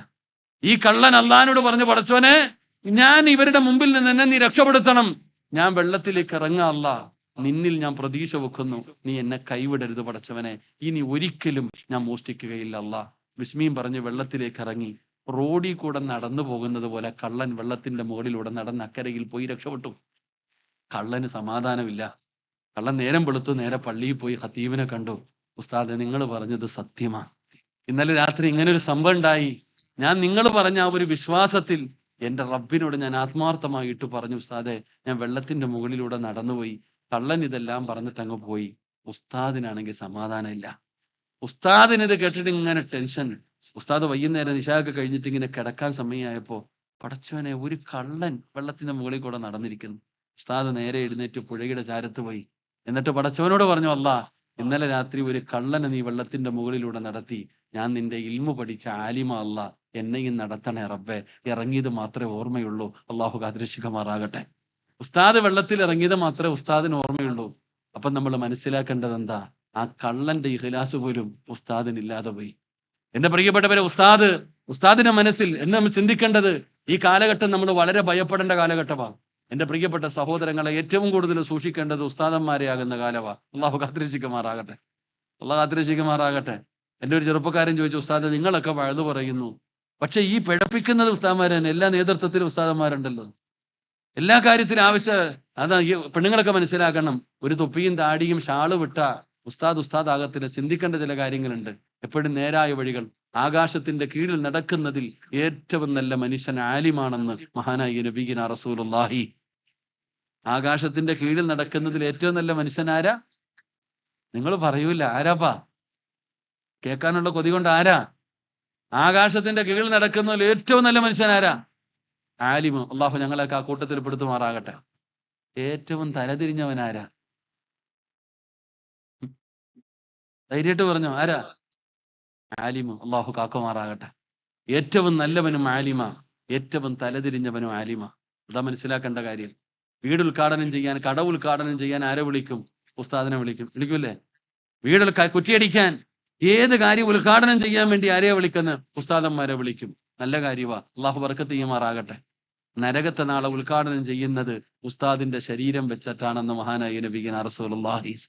നാളെ നരകം ഉദ്ഘാടനം ചെയ്യുന്ന എങ്ങനാ? നിങ്ങൾ എന്താ പറയണേ? നരകത്തെ തീ കത്തിക്കാൻ വേണ്ടി അള്ളാഹു എടുത്തു വെക്കുന്ന 3 ശരീരങ്ങളിൽ ഒരു ശരീരം ഉസ്താദിന്റെ ശരീരമാ, ഇൽമ പഠിച്ച ആലിമിന്റെ ശരീരം. അള്ളാഹു കാത്തിരക്ഷിക്കുമാറാകട്ടെ. അതുകൊണ്ട് എന്റെ സഹോദരങ്ങളെ, തൗബ ചെയ്യേണ്ടത് പോലെ തൗബ ചെയ്യണം. എങ്കിലേ അള്ളാഹു നമുക്ക് പുറത്തു തരൂ. അള്ളാഹു തൗബ ചെയ്യാൻ ഭാഗ്യം തരുമാറാകട്ടെ. അള്ളാഹു ഭാഗ്യം തരുമാറാകട്ടെ. അതുകൊണ്ട് എൻ്റെ പ്രിയപ്പെട്ട സഹോദരങ്ങളോട്, തൗബ ചെയ്യേണ്ടത് എങ്ങനെയാണെന്ന് ഞാൻ പറഞ്ഞു തരില്ല. ഒരു ചെറുപ്പക്കാരന്റെ തൗബ പറഞ്ഞു തരാം. ഒരു ചെറുപ്പക്കാരൻ എങ്ങനെയാണ് തൗബ ചെയ്തത് എന്ന് ഒരു സാമ്പിൾ പറയാം. എന്റെ പ്രിയപ്പെട്ട സഹോദരങ്ങളെ, മഹാനായ ആദരവായ പ്രവാചകൻ നബി മുഹമ്മദ് മുസ്തഫ സല്ലല്ലാഹു അലൈഹി വസല്ലമ തങ്ങളുടെ കാലഘട്ടത്തിൽ സഅലബ എന്ന് പറയുന്ന ഒരു ചെറുപ്പക്കാരൻ പടച്ചവനെ ഇങ്ങനെ വഴിയിലൂടെ നടന്നു പോവുകയാണ്. സഅലബ എന്ന് പറയുന്ന ഒരു ചെറുപ്പക്കാരൻ ഒരു വീടിന്റെ പുറകിലൂടെ നടന്നു പോവുകയാ. വഴിയിലൂടെ ഇങ്ങനെ നടന്നു പോകുമ്പോ ഒരു സുന്ദരിയായ പെണ്ണ് വീടിന്റെ പുറകിൽ നിന്ന് കുളിച്ചുകൊണ്ട് നിൽക്കുകയാ. ഒരു സുന്ദരിയായ പെണ്ണ് വീടിന്റെ പുറകിൽ നിന്ന് കുളിച്ചുകൊണ്ട് നിൽക്കുകയാണ്. സഅലബ എന്ന് പറയുന്ന ചെറുപ്പക്കാരൻ വീടിന്റെ പുറകിലൂടെ വഴിയിലൂടെ നടന്നു പോകുമ്പോ കുളിച്ചുകൊണ്ട് നിൽക്കുന്ന ഒരു സുന്ദരിയായ പെണ്ണിനെ കാണുകയാണ്. ആ പെണ്ണിന്റെ ശരീരം കണ്ടപ്പോ സഅലബ ഇങ്ങനെ നോക്കി നിൽക്കുകയാണ്. ആ സുന്ദരിയായ പെണ്ണി കുളിക്കുന്നത് കണ്ടപ്പോ സഅലബ എന്ന് പറയുന്ന ചെറുപ്പക്കാരൻ ഇങ്ങനെ നോക്കി നിൽക്കുകയാണ്. ആ നോട്ടം വല്ലാതെ അങ്ങ് നീണ്ടുപോയി. ഒരുപാട് സമയമായി സഅലബ കണ്ട് രസിച്ചുകൊണ്ട് നിൽക്കുകയാണ്. കുറച്ചു സമയം കഴിഞ്ഞപ്പോ സഅലബ ചിന്തിക്കുന്നു, അല്ലാ, ഞാൻ എന്താണ് ചെയ്യുന്നത് പടച്ചവന്? ഞാൻ എന്താണ് ചെയ്തത്?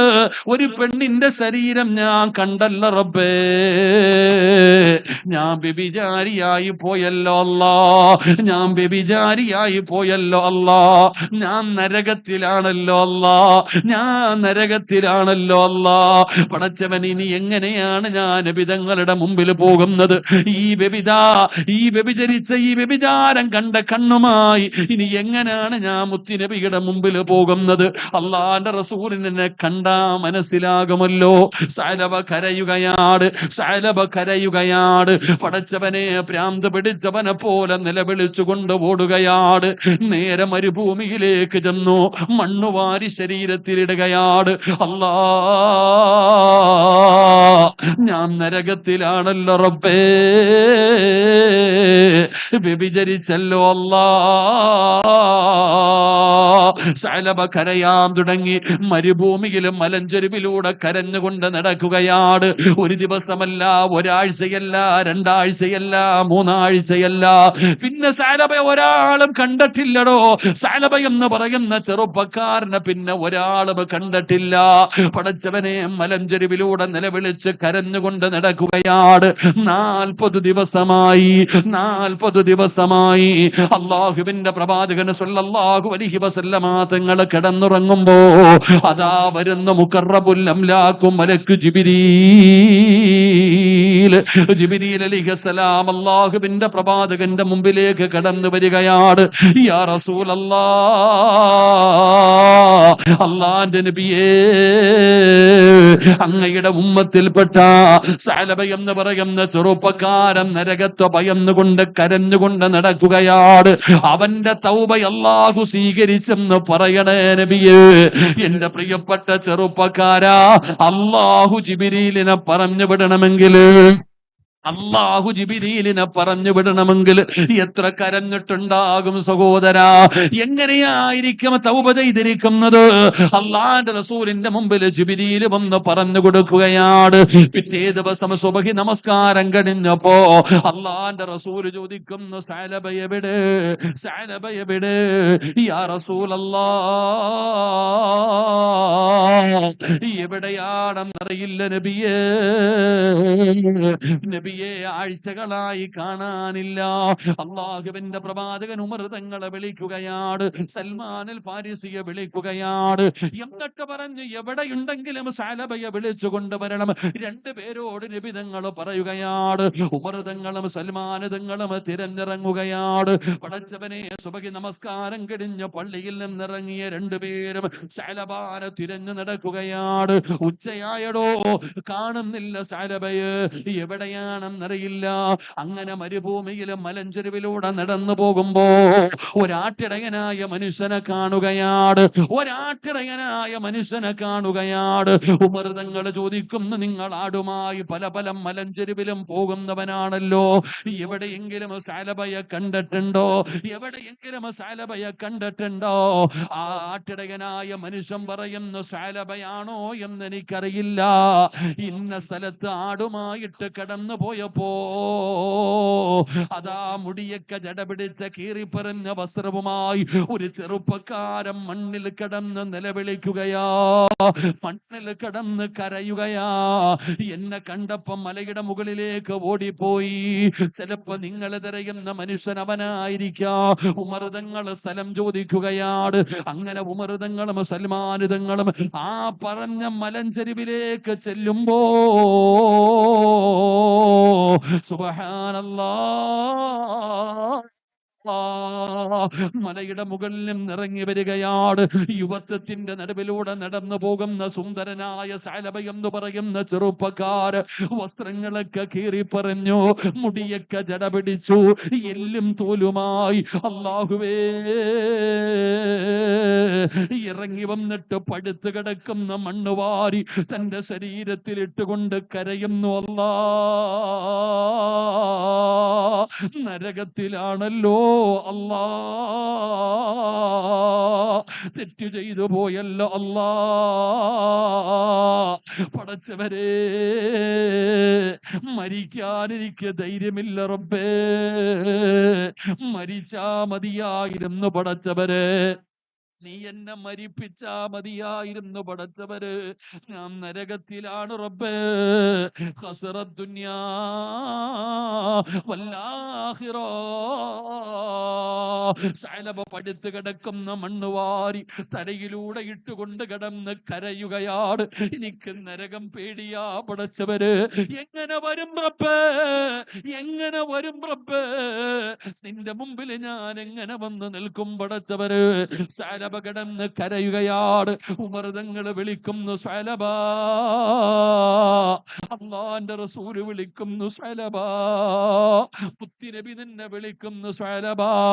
സഅലബ പറയുന്നു, ഇല്ല, അല്ലാഹുവിന്റെ റസൂലിന്റെ മുമ്പിൽ ഞാൻ വരൂല, ഞാൻ ചെയ്ത പാപം എന്താണെന്ന് നിങ്ങൾക്കറിയില്ലല്ലോ, ഞാൻ ചെയ്ത പാപം എന്താണെന്ന് ഉമർ തങ്ങളെ നിങ്ങൾക്കറിയില്ലല്ലോ. പടച്ചവനെ സഅലബ, നിന്നെ നബി തങ്ങൾ വിളിക്കുന്നു.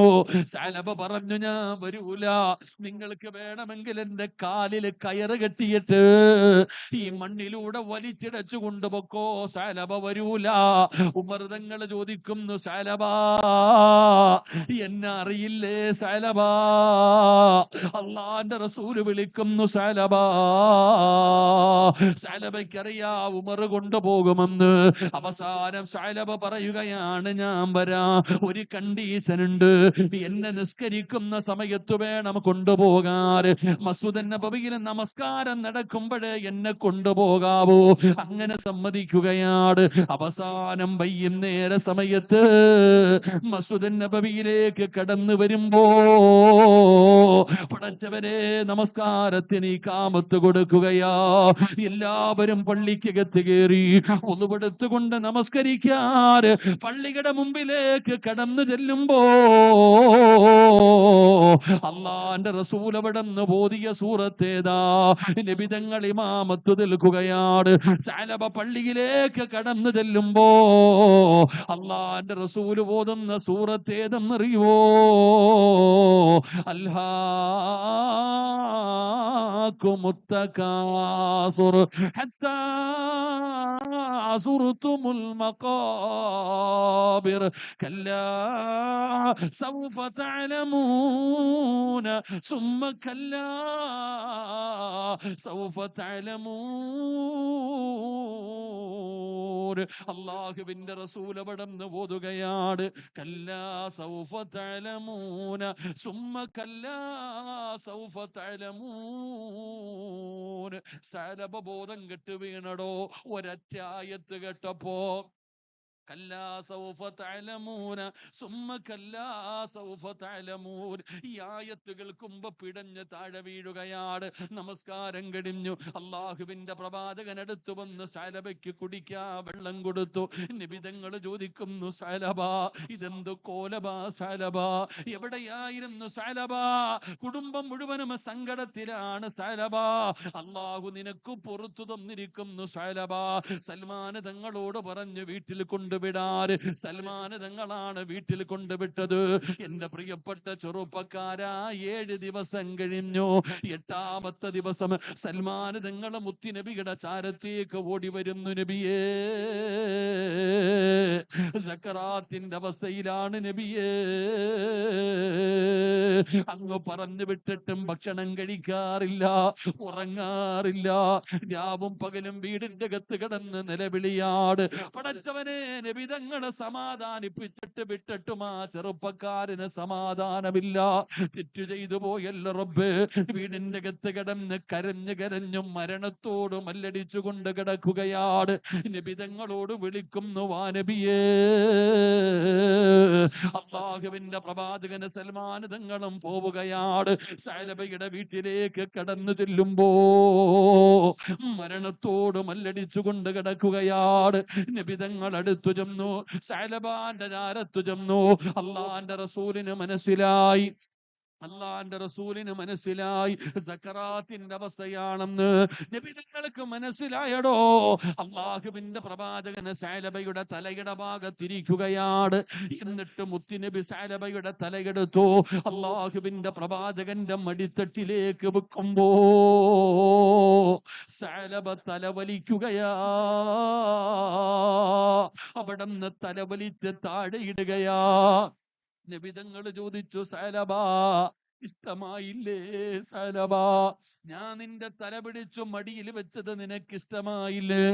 ഏതൊരു മനുഷ്യനും കൊതിക്കുമല്ലോ സഅലബാ, ഞാനൊന്ന് വരാൻ, അടുത്തൊന്നിരിക്കാൻ, ശരീരത്തിലൊന്ന് തൊടാൻ, ഞാനൊന്ന് ദുആ ചെയ്യാൻ ഏതൊരു മനുഷ്യനും കൊതിക്കുമല്ലോ. നീ എന്തിനാണ് തല വലിച്ച് താഴെയിട്ടത്? അള്ളാഹുവിന്റെ പ്രവാചകൻ പെട്ടെന്ന് ചോദിക്കുമ്പോ സഅലബ പറയുന്നു, യാ റസൂലല്ലാഹ്, ഇഷ്ടമില്ലാഞ്ഞിട്ടല്ല നബിയേ, ആഗ്രഹമില്ലാഞ്ഞിട്ടല്ല നബിയേ, അങ്ങ് വന്നതും ഇരുന്നതും തൊട്ടതുമല്ല എനിക്ക് വലിയ സന്തോഷമുള്ള കാര്യമാണ് നബിയേ. പിന്നെ എന്തിനാ സഅലബാ തല വലിച്ചത്? എന്തിനാ സഅലബാ? യാ റസൂലല്ലാഹ്,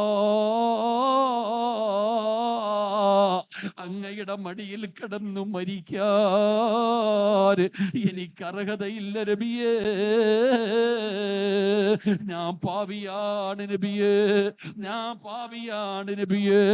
മണ്ണിൽ കിടന്ന് മരണപ്രാളത്തിൽ ഞാൻ പിടയുമ്പോ അല്ലാഹു എന്നോട് കരുണ കാണിച്ചാലോ, റബ്ബനോട് കരുണ കാണിച്ചാലോ, അതുകൊണ്ടാണ് തലവഴിച്ച് താഴെയിട്ടതെന്ന് സഅലബ എന്ന് പറയുന്ന ചെറുപ്പക്കാരൻ പറയുമ്പോ അള്ളാന്റെ റസൂല് പറഞ്ഞു, സഅലബാ, നിന്റെ തൗബ അല്ലാഹു സ്വീകരിച്ചു സഅലബാ. എന്തിനാണ് ഞാനിത് പറഞ്ഞതെന്നറിയോ? ഈ വഅദ കേൾക്കാൻ വന്നിരുന്ന സഹോദരാ, സഅലബ വ്യഭിചരിച്ചില്ല മോനെ, കള്ളു കുടിച്ചില്ല മോനെ, പലിശ തിന്നില്ല മോനെ. അല്ലാഹു സഅലബ ചെയ്ത തെറ്റെന്തെന്നറിയോ?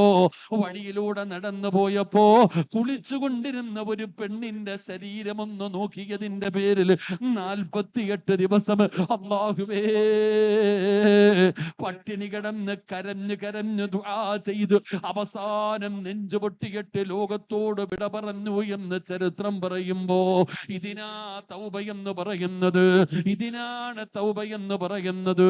അങ്ങനെ തൗബ ചെയ്യുമ്പോഴാണ് അല്ലാഹു പരിഗണിക്കുന്നത്.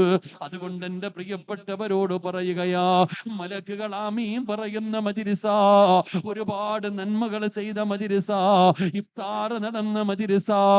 അല്ലാഹുവേ, ഇതുപോലെ ഒരു അവസരം ഇനി ജീവിതത്തിൽ കിട്ടണമെന്നില്ല. മക്കളെ എന്തിനാ ഭയപ്പെടുന്നത്? ഖുൽ യാ ഇബാദിയല്ലദീന അസ്റഫൂ അലാ أنفسهم لا تقنطوا من رحمة الله. അല്ലാഹു എത്ര വലിയ പാപം ചെയ്താലും പുറത്തു തരുന്നവനാ. മോനെ, നീ എത്ര വലിയ അക്രമം ചെയ്തവനാണോ, മോനെ, 100 കൊല ചെയ്തവന് പുറത്തു കൊടുത്തവനാ നമ്മുടെ റബ്ബ്. 100 കൊല ചെയ്തവന് പുറത്തു കൊടുത്തു. മരിച്ച മയ്യത്തിന്, ഖബറിനകത്ത് കിടന്ന മയ്യത്തിന് വ്യഭിചരിച്ചവന് പുറത്തു കൊടുത്തവനാ അല്ലാഹ്. പിന്നെ എന്തിനാ പേടിക്കുന്നത്? അതുകൊണ്ട് കിട്ടിയ അവസരം നീ ഉപയോഗപ്പെടുത്ത്. പൊറുക്കന്റെ പാപം സയ്യിദീ വെറുക്കാതെ, പൊറുക്കുന്നവൻ ആരുണ്ട് നീ അല്ലാതെ. ഇഹലോക ആർഭാടങ്ങളെന്നെ വലച്ചതാ, നഫ്സന്ന ഉന്തി തെള്ളിവിട്ടു ചാദിച്ചതാ, അല്ലാതെ ധിക്കരിച്ചല്ല റബ്ബേ നിന്നെ, അതുകൊണ്ട് ആട്ടരുതിലാഹേ എന്നെ. ഓരോന്നും അള്ളാഹുവിന്റെ മുമ്പിൽ എണ്ണി എണ്ണി പറ, നമ്മുടെ റബ്ബാര 100 കൊല ചെയ്തവന് പുറത്തു കൊടുത്തവനാ. അള്ളാഹു നമുക്ക് ഈമാൻ തരുമാറാകട്ടെ.